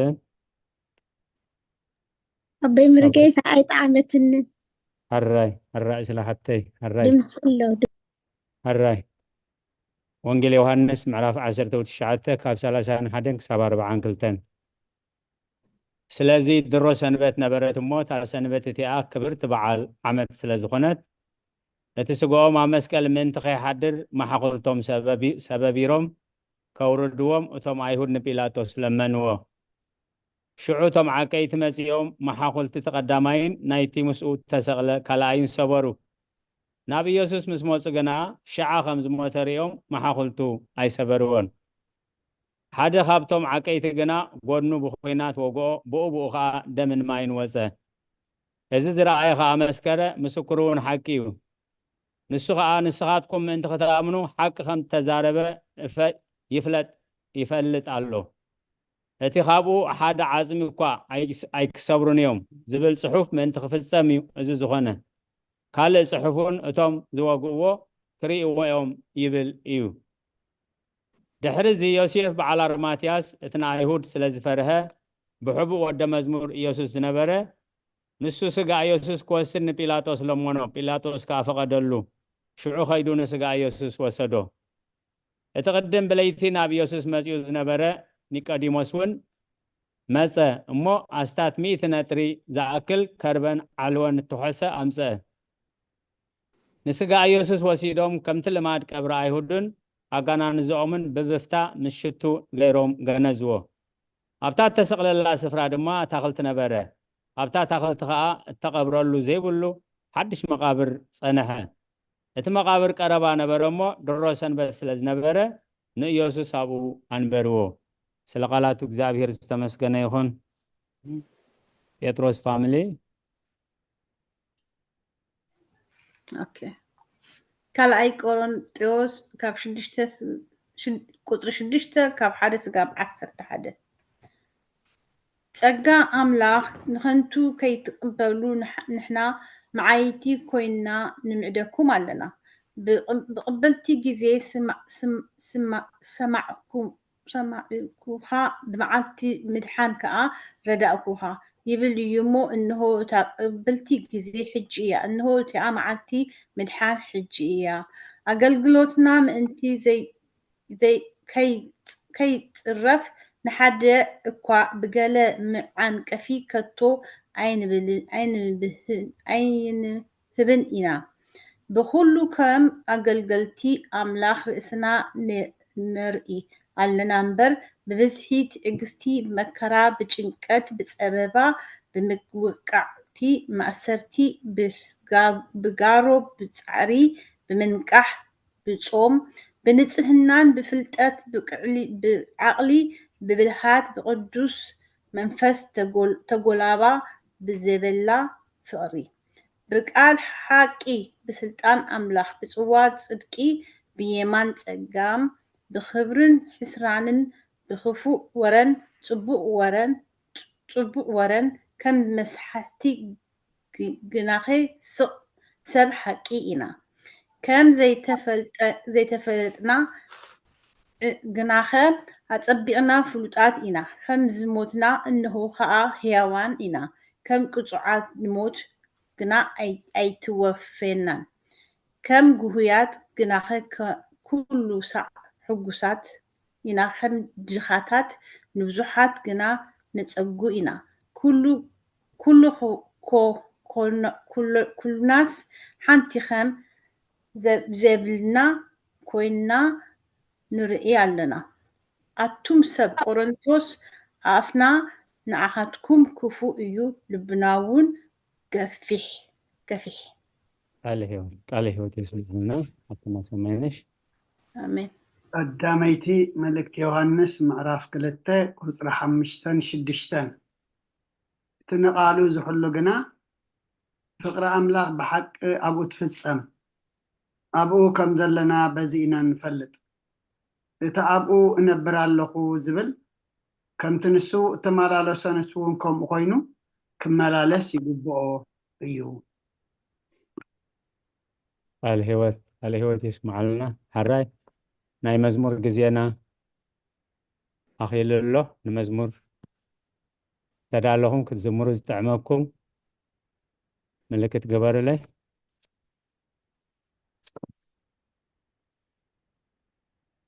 حراي معزا قدسان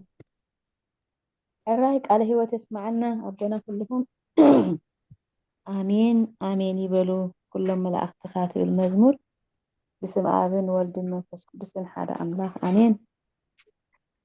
آمين آمين يبلو كلهم قدسانك آمين آمين يبلو كلهم ملائكة آمين آمين آمين يبلو كلهم ملائكة آمين آمين يبلو كلهم قدسانك آمين آمين يبلو كلهم قدسانك كبر يكون مسكانا معاك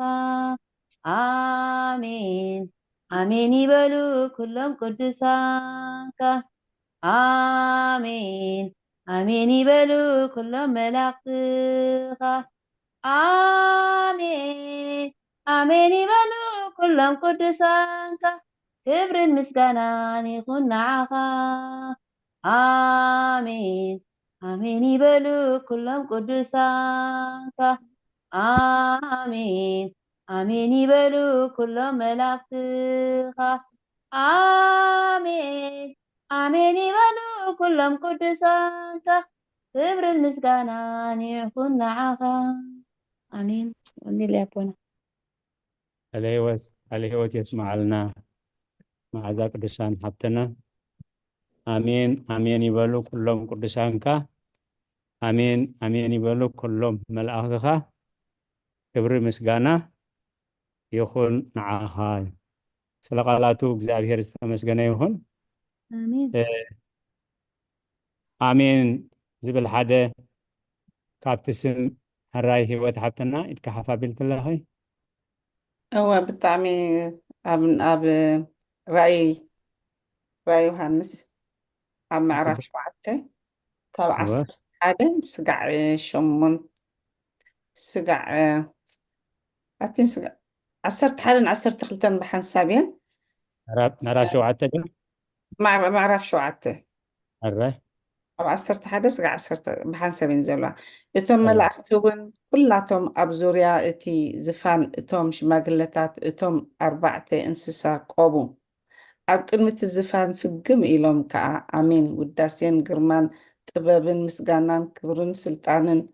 ሓይልን ዘለዓለም ዓለም ንኣምላኽና ይኹን ኣሜን እንዳመሉ ንኣምላኽ ሰገዱን مين قال هوت يسمعلنا حقي هو راي كالوت مزمورنا آمين آمين يبولو كلهم قدسانك آمين آمين يبولو كلهم ملائكتك آمين آمين كبر وداسي يكون اسمك قال هوت يسمعلنا راي كالوت آمين أتي هذا اسم أملاخي مالتي ناي بحريو خاي زي لوتيو ناب محبر لودكيا أبتا صحفة ناب مراحي بيت خريستيان ناي لودكيا أبتا صحفة أبراع يوحنس معراف 3 قصري 14 تايبل ناب ملاخ محبر لودكيا ونصحف اتا آمين أمون حقا مسكر مجمرتا فترة أملاخ كمزي بلال ምናልባት ንዝክሮ ንኸውን ኣብ ቅዳሴ ጥራይ ኣብ ሓንቲ ሰንበት ክንደይ ግዜ ኣሜን ንብል ማለት ኣሜን ይኹነለይ ማለት እዩ ኣሜን ከዓ ስም ኣምላኽ እዩ ማለት እዩ ኣቦታትና ካህና እንዳመርሑና ኣሜን ኣሜን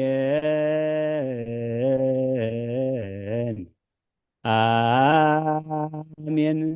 እዚ ኩሉ ስለዚህ እታ አሜን ይሉ እታ አሜን እታ እሙን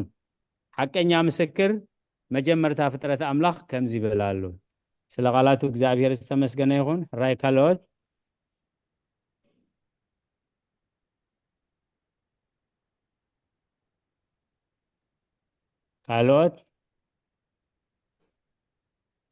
ክብሪ ምስጋና ይኹን ንዓኻ ክብሪ ንስምካ ይኹን ንዓኻ ኣነ ላትንኳን حراي حراي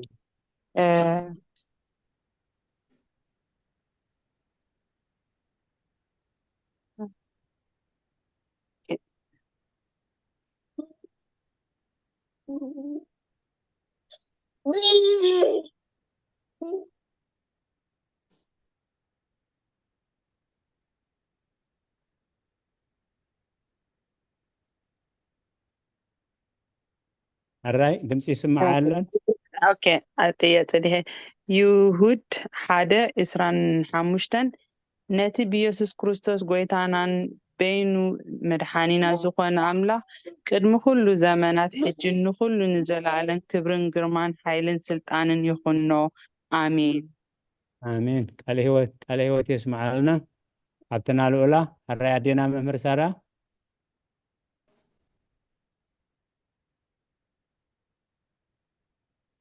عدينا ممر سارة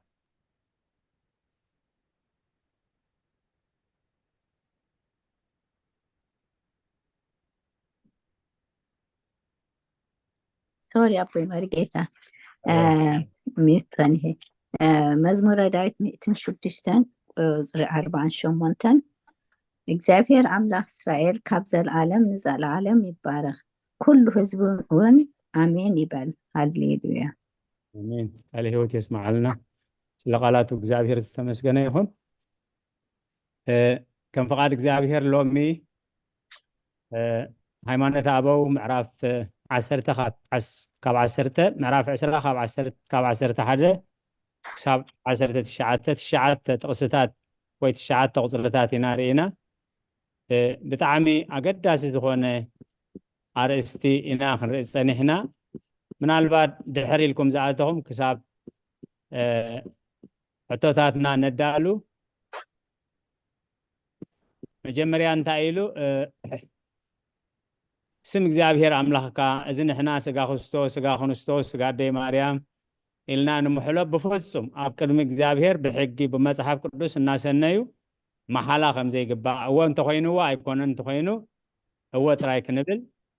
ኣብ ቁፅሪ 12 ኣብ ማንም ኣብ ቅድሚ ዝኾነ ይኹን ምክንያት ዕራቕካ ክትወፅእ ምክንያት ዝኾነካ ምክንያት እንተዘይልዩ ኣብ ቅድሚ ዝኾነ ይኹን ዕራቕካ ኣይትፃእ ምክንያቱ መልክዕ እግዚአብሔር ምስሊ እግዚአብሔር ዝውክል ስለ ዝኾነ ዕራቕካ ኣይትፃእ ኣብ ብሉይ ሓድሽ ኮነ ኣብ ብሉይ ኪዳን ኢሉ ስለዚ ሎሚ ዝባንካ ቀሊዕካ ከም ድላየ መሰል ዝበሃል አንጻር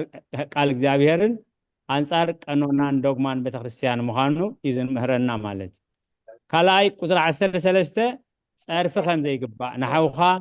እዝን ክትብሎ ከም ዘይግባእ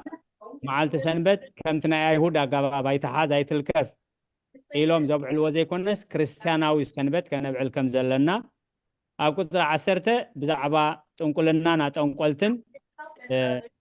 ስማጋንንት እናፀውዑ ማይ ዝነፅቁ ክታባት እዚ ፈውሲ እንዳበሉ ክታባት ዝሰፍዩ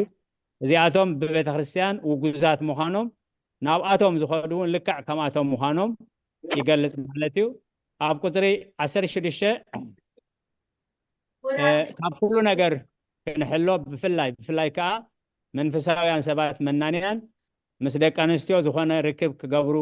ከም ዘይብሎም ምክንያቱ ናብ ፈተና ናብ ሓደጋ ስለ ዘውድቕ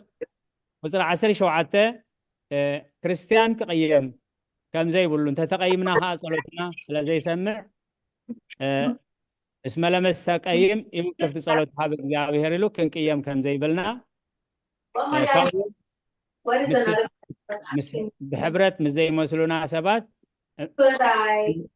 ብእምነት ክንሓብር ከም ዘይብልና ማለት ክንፅሊ ከም ዘይብልና ቁፅሪ 18 ብዛዕባ ረቡዕን ዓርብን መፃወምኦምን ንገልፅ ቁፅሪ 19 ከዓ ብዛዕባ ጾም ኣርብዓ ይገልፅ ማለት እዩ እዚአን ኢና ርኢና ስለዚ ኣብተን ዘለዋና ቁሩብ ደቃይቕ ኣብዚ ናይ ሎሚ ይኹን ኣብ ዝሓለፍናዮ ኣነ እዛ ኣስተንቲነ ንብሎ እንተሎ እቲ ግዜ ናይ ጉባኤ ናብ ጉባኤ ወፍዮ ኣለኹ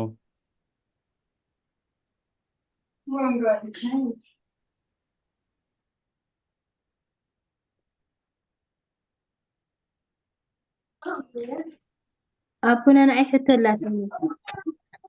هراي حبتنا تمنيت قصر إسراسي أفتح ونجيل ماتيوس معرف في الشخص 10 شمونته أيتردأت النساء أفتح كتصوم كلهم وتم جبوزات صوامات كمقانون بسبب أنتي كرأي لهم وتصوم يتصوم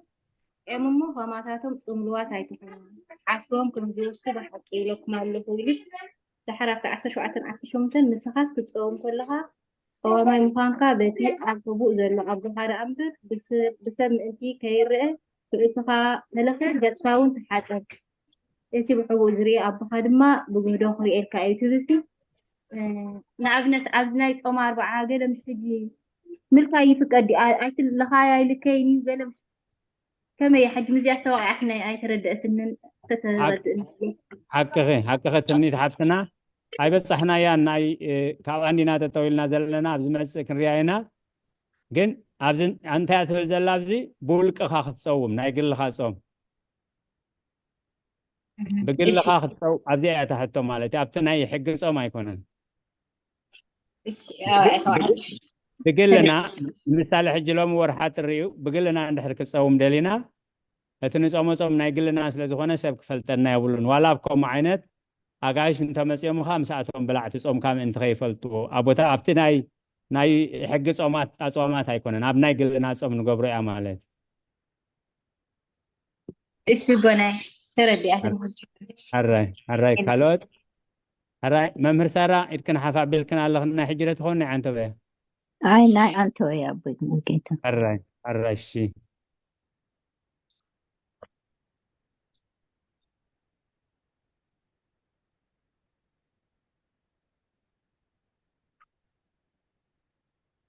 هراي أبزلو مشيت زمسانايو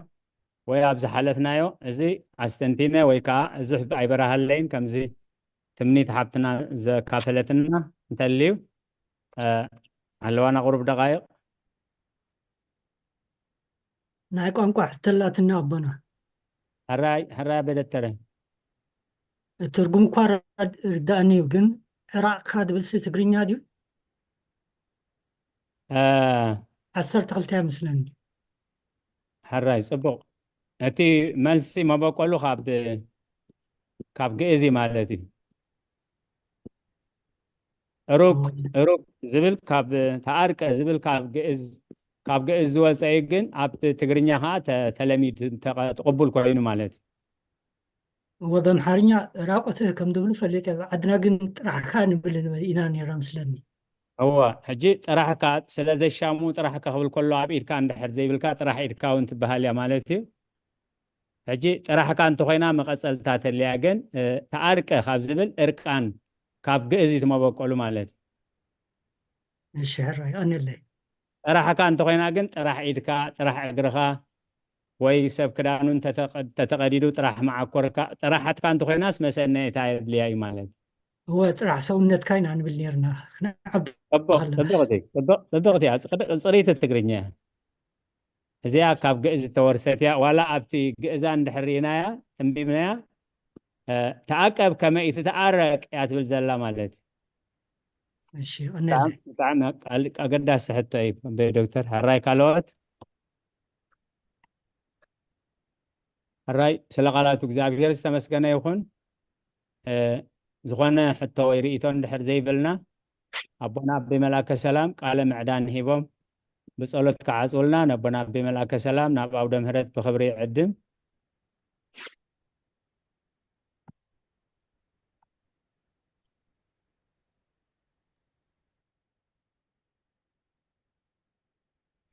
هراي أبونا يغني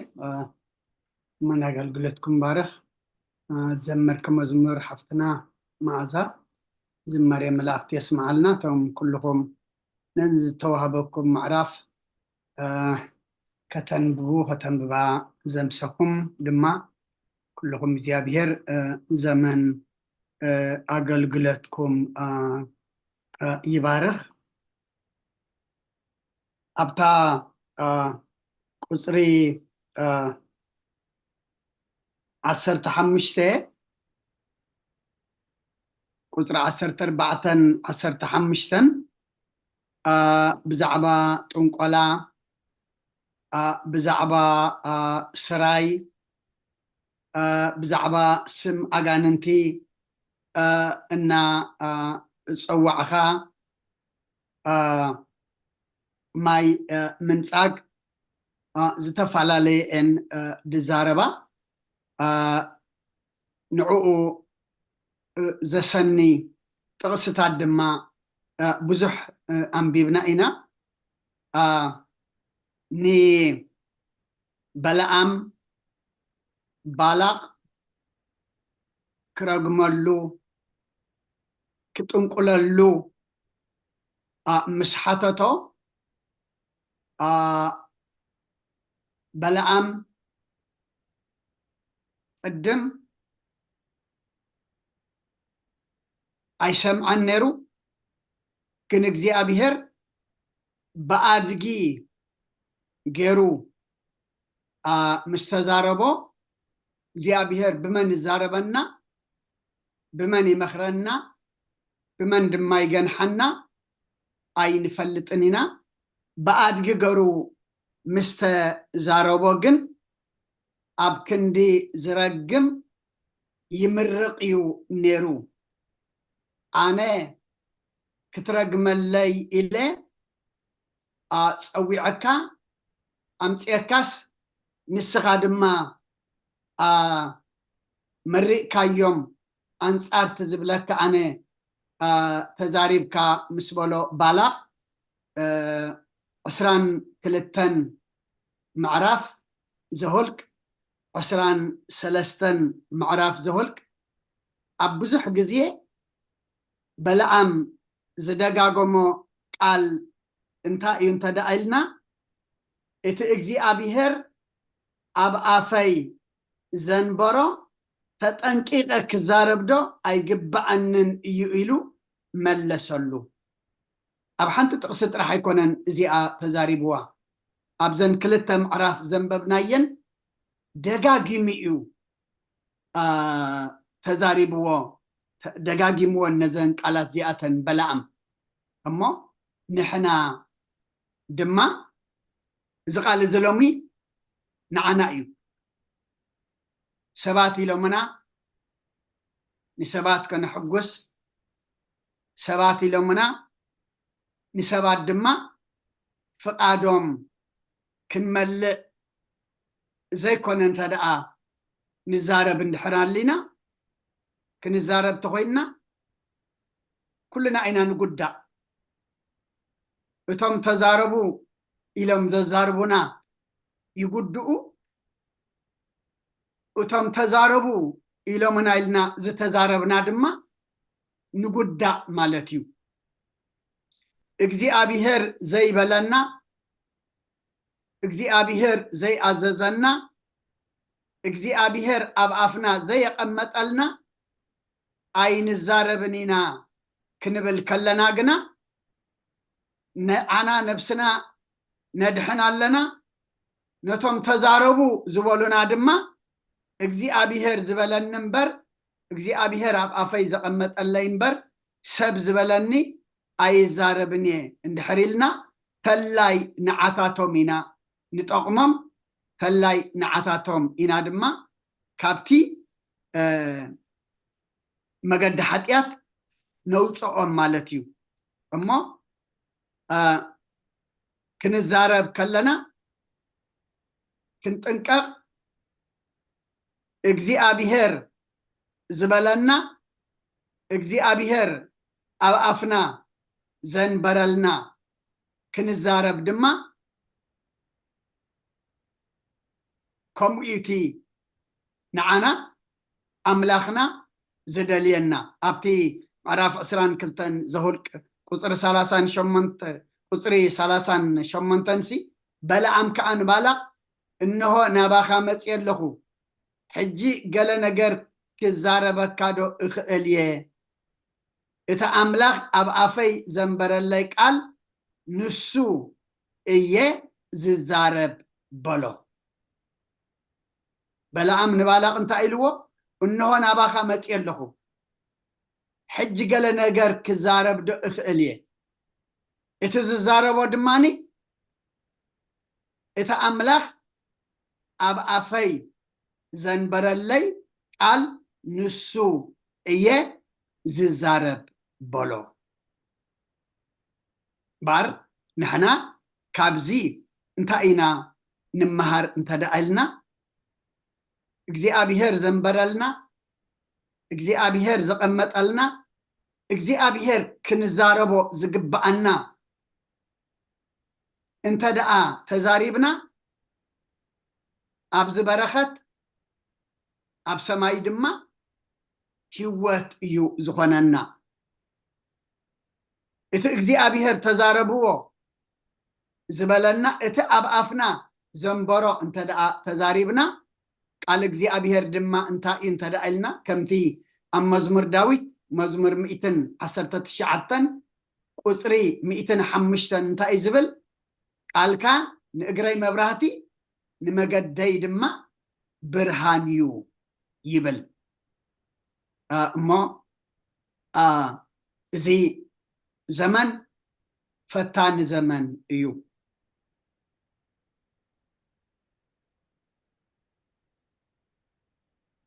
نتفتان زمن دما اجزي أبيهر كنحزلو يقبعنا نحنا زنا سبات كنزنتو سبات زبلنا دما كنقبر أيكونن تفكيرنا تايدا እግዚአብሔር ዝብለና እግዚአብሔር ዘቐመጠልና ክንዛረብ እግዚአብሔር ዝበለና ድማ ክንገብር ኢና ተፈጢርና እሞ ከምቲ እግዚአብሔር ዝደልየና እናገበርና እቲ እግዚአብሔር ዘቐመጠልና ድማ እናተዛረብና ክንመላለስ እግዚአብሔር ንኩልና ይሐግዘና ምክንያቱ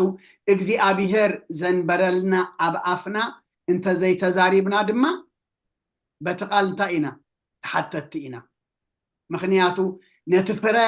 ዝፈሪ ቃል ኣምላኽ ነቲ ህይወት ዝህብ ቃል ኣምላኽ ነቲ ዕረፍትን ሰላምን ዝህብ ቃል ኣምላኽ ነቲ ሓይሊ ዝህብ ቃል ኣምላኽ እንተዘይተዛሪብናዮ ስቕ ብምባልና እውን ንውቀስ ኢና ኣብ ራእይ ዮሃንስ ምዕራፍ 2 ስቕ ብምባልካ ሕጀልካ ኣለኹ ስቕ ብምባልካ ድማ ረኺበልካ ኣለኹ ዝብል ቃል ኣሎ እሞ ስቕ ነብለሉ ግዜ ኣሎ እንዛረበሉ ግዜ ድማ ኣሎ ሎሚ እዘን በለዓም ደጋጊሙ ኣብዘን 2 ምዕራፍ እግዚአብሔር ዘንበረለይ ኣብ ኣፈኤ ዝዛረብ ዝበለ ንሕና ድማ ብኸምኡ ክንነብር እግዚአብሔር ዝበለና ክንገብር እግዚአብሔር ተዛረብዎ ዝበለና ድማ ኣብ ዝኾነ ቦታ ኣብ ዝኾነ እዋን ኣብ ዝኾነ ግዜ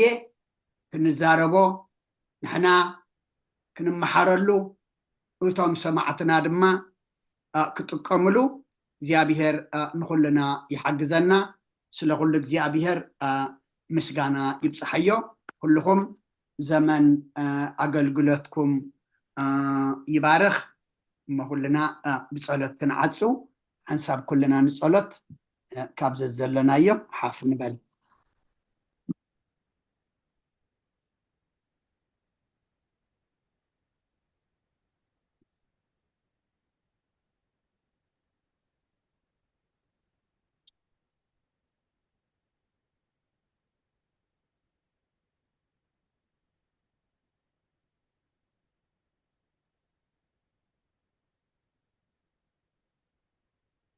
ሰላም ጽለ ጸሎት ከም በሓድሽ ኩሉን ዝሕዝ እግዚአብሔር ኣቦ ጎይታናን መድሓናን ኢየሱስ ክርስቶስ ምእንቲ ሰላም ዝሓንትን ልዕሊ ኩሉ ዝኾነት ቅዱስ ቤተ ክርስቲያን ልምና ኣሎና ኣብ ልዕሊ ህዝብን ምእመናንን ብዙሕ ሰላም ክህብ ንኩሉ ሰላም ስልጣን ዘለዎ እግዚአብሔር ኣምላኽና እዩ ምእንቲ ሰላም ጸልዩ ሰማያት ትነብር ኣቦና ስምካ ይቀደስ መንግስትኻ ትምፃእ ፈቃድካ እንተ ኣብ ሰማይ ከምኡ ድማ ኣብ ምድሪ ይኹን ዕለት እንጀራና ለማሃበና ናን ዝበደሉና በደሎም ከም ዝሓደግናሎም በደልና ንዕሳና እንደገልና ካብ ክፉ ኣድሕነና እምበር ኣብ ፈተና ይተእትወና መንግስትን ሓይልን ክብርን ንዘለኣለም ናትካ ኢማ ኣሜን ወዝትየ ማርያም ብናይ ቅዱስ ገብርኤል መልኣክ ሰላምታ ሰላም ለክልኹ ሕሊናኸ ድንግል ኢኺ ስጋኸ እውን ድንግል ኢኺ ኣደይ እግዚኣብሔር ፀባኦት ጎይታ ሰራዊት ሰላም ለክልኹ ንስኺ ካብ ኣንስቲ ብርክቲ ኢኺ ረከርስኹም ብሩኽ እዩ ኦ ምልእተ ፀጋ እግዚኣብሔር ምሳኸ እዩ ኦ ፍስሕቲ ደስ ይበልኪ ኃጢአትና ሰሪየልና ናፍቲ ወድኺ ኢየሱስ ክርስቶስ ምእንታና ምሕረት ለምንልና ኣሜን ኦ ንኩሉ ትሕጂ እግዚኣብሔር ንልብነካን ማልደካን ኣለና ኦ ንጉስ ሰላም ሰላም ሃበልና ኩሉ ይብካና ኣኸማ ኦ እግዚኣብሔር ኣጥርየልና ፀጋኻ እውን ኣፍሰልና ደቅኻ ንፈልጦ ባዕዳ ኣምላኽ ይብልናን ቅዱስ ስምካ ንሰምን ንፅውዕን ኣሎና ኣብ ሰማያት ዘለኻ ንስኻ ኣብ ልዕሊ ኩሉ ነብሲ ኩልና ኣሕድር ኣብዚ ዓለምን ዘመንባራሙ ሰላም ሓሉ ኩሎም መራሕትን ሰበ ስልጣን ብቅዱስ ስምካ ሰላም ሃቦም ኣብ ዙርያናን ዘሎ መኳይንቲ ኣዛብካ ኣንፍራብ ኣብ ምእታውናን ምውፃእናን ዘሎ ጉራውትናን ብኩሉ ሰላም ሓልዎም ብውድዑን ብቕኑዕን ህይወት ክንነብርን ብኩሉ ሰናይ ኣምልኾ ድማ ንኣኻን እግዚኣብሔር ብምፍራሕ ብሕያውነት ክንርከብን ክርስቶስ ምስኡ ምስ መንፈስ ቅዱስን ምስጋናን ጽንዓትን ብኡ ዘለካ ለምን ኩሉ ሰዓን ንዘለዓለም ዓለም ሓረ ኣምላኽ ምሓረና ረባሃላ ኣምላኽ ረበለልና ኣብ ዕድሜና እዛ መዓልቲ እዚኣን እዛ ሰዓት እዚኣን ይወሰካና ነታ ዝሃብካና ሰዓትን መዓልትን ድማ ኣብዚ ጉባኤ እዚ ክንሳተፍ ስለ ዘፍቀድካልና ክብርን ምስጋናን ንዕኻ ይኹን እዚ ጉባኤ እዚ ብመንፈስ ኣዕብዩ መገድና ዘቕንዕ ናብ ሰማይ ዘጠምት ኣብ ጉባኤ ቅዱሳን ዘፀንብር መወዳእታና ድማ ዘፀብቕ ግበረልና ቅዱስ እግዚኣብሔር ኣምላኽና ትኩሉ እንመሃሮ ዘለና ፈሊጥና መገድኻ ዘፍልጠና ኣባኻ ዘብፅሐና ድማ ግበረልና برهان لدتك بدحن سلام كبزب صحغنا برهان ጥምቀትካ ድማ بدحن سلام أبصحنا زاتينا يو زلنا زمن دم أملاخنا ساخان نعرقلو كم فقادنا زي كونس كم فقاد كان نمالالسلو حسابنا زي كونس بحساب كان نبرلو زمن قبرلنا مستتودع عمت شجرنان مكرانان كلنا علم هم نجر زود دعلو قبرلنا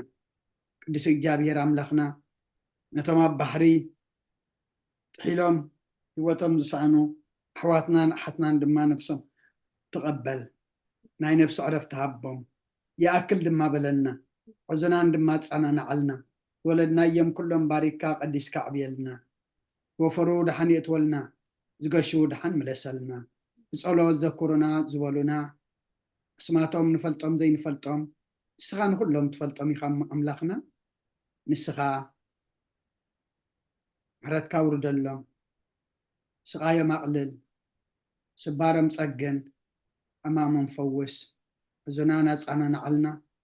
طميم زلون سعلنا شقاب نفسه تأثر فتحلنا فحز ولا أكبلنا أبزا سعزيئة إحنا برهان إحنا مقوت إحنا بصقاب إحنا بصبقنا زلنا أبزا سعزيئة أب إهنتا أب سقاي أب مكرا أب تشنكي أب سببا زلو اللهم سخا مسترف طرلهم قولا حبلهم كل لك أمونا كل زلك أملاخ نصقعهم لنا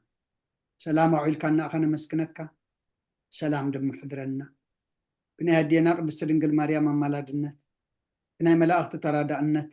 بناي نبياتنا هورياتنا صادقان سمايتاتن صلوتاي تفلينا كم تنهوريات زمهر كايم بسمايات تنبر ربنا نبلنا نصوعك لنا سمك يقدس منقست خاتمصا بعد كان تاب سمايكم دمام دريكم عليت انجيرانا لما هبنا نحن زودلنا بدلنكم زحدقنا لهم بدلنا نقصانا ندقلنا وكفادحنا نمبر فتنا يتأتونا منقستن حيلين كبر النزل علمنا تكاين مؤمين وزت يا مريم بناي قدس جبريل ملا سلام تا سلام لك له اللي ناخدن قلي خبس قاخون دنقلي دي جابير صبات قويتا سراوي سلام لك له الشغيكوان السبرغتي خي فركرسكم برخي وملتا تصقا جابير مساخي وفست دسولك فتيات ناقصر يلنا نفت ودخي يسكرسوس منتانا حرات لمن لنا أمين افتاوي سرق جنا عملك نوران يسكرسوس كانيكا كانا سرهات يردم ساسي أبسا ولدو لورو كساتي برهان أنتم أبي كانات وأبي ديكونات وران سارقوس أنات ببسمكم كن فتانون صحاني يرسيان اسكلون ولا دمكشس مات جيو مهار نكسوس مال عصر تخلطي جيو مهار نكسوس جيو مهار نكسوس جيو مهار نكسوس جيو مهار نكسوس جيو مهار نكسوس جيو مهار نكسوس جيو مهار نكسوس جيو مهار نكسوس جيو مهار نكسوس جيو مهار نكسوس جيو مهار نكسوس جيو مهار نكسوس كمون بنت اجزتنا مريم مهارنا كريستوس مال عصر تخلطي بنت اجزتنا مريم كريستوس بنت اجزتنا مريم كريستوس بنت اجزتنا مريم مهارنا كريستوس بنت اجزتنا مريم كريستوس بنت اجزتنا مريم كريستوس بنت اجزتنا مريم مهارنا كريستوس بنت اجزتنا مريم كريستوس بنت اجزتنا مريم كريستوس بنت اجزتنا مريم مهارنا كريستوس بنت اجزتنا مريم كريستوس بنت اجزتنا مريم كريستوس بنت اجزتنا مريم مهارنا كريستوس ጸጋ ጎይታና ኢየሱስ ክርስቶስን ፍቅሪ እግዚአብሔር አቦን ሕብረት መንፈስ ቅዱስን ብልዕለይና ብልዕሊ ኩልኹምን ኣብ ልዕሊ ኣብ ዘለናዮ ቦታን ዕፅፍን ድርብን ኮይኑ ይውረድ ክብርን ምስጋናን ኣምላኽ ይኹን ኩልኹም ዘመን ኣገልግሎትኩም ይባርኽ ግዜኹም ይባርኽ ብርክለይ ትግበረልና አሜን አሜን ተጸለየ ጸሎት ተማህለልናዮ ምህልላብ ቅድሚ እግዚአብሔር ዓሪጉ መዓት ዘቁርር ምሕረት ዘውርድ ይግበረልና ሰማዕናዮ ቃል እግዚአብሔር ከዓ ኣብ ልብና 30 60 ሚእቲ ሰናይ ፈሪዩ ንበረኸት ንድሕነት ይግበረልና ኩልኹም ነቲ መምለስ መልእኽቲ ቅዱስ ቤተ ክርስቲያን ትህቦ ግዜኹምን ስራሕኩምን ኣዋሃይድኩም በኣንቲ ቃድዎን ብጥባትን ክትከታተልዎ ዘምሰኹም ቅዱስ ቤተ ክርስቲያን ትብሕቡእ ዝርኢ እግዚአብሔር ሴተ ጻድቃን ኣስበትህታን ይኽፈልኩም ትብል ከምቲ ክሳብ ሕጂ ብድሓነ ሰላም ዓቂቡ ኣብዚ ቅዱስ ጉባኤ ክንሳተፍ ቅዱስ ፍቓዱ ዝኾነልና ንዝመጽእ ጉባኤ ብድሓነ ሰላም ዓቂቡ ንዝመጽእ ጉባኤ ብሕብረት ክንሳተፍ ናይ እግዚአብሔር ቅዱስ ፍቓድ ይኹነልና ሰላም ለይቲ ብሰላም ይራኸበና አሜን አለይወት ማልና ቦታትና ሓንሕደሩ እግዚአብሔር መመልስ ተኸም ይኹን አሜን ቃል ህይወት ይስማዓልና ቦታትና አሜን ኩላህና ቃል ህይወት ይስማዓልና ኣነ ኩልኹም ድሓን ሕደሩ ቃል ህይወት ይስማዓልና ቦታትና ጽቡቕ ተማይ ስለዝነበረና ናይ ትምህርቲ ግዜ እግዚአብሔር ዝተመስገነ ይኹን ቃለ ህይወት ይስማዓልና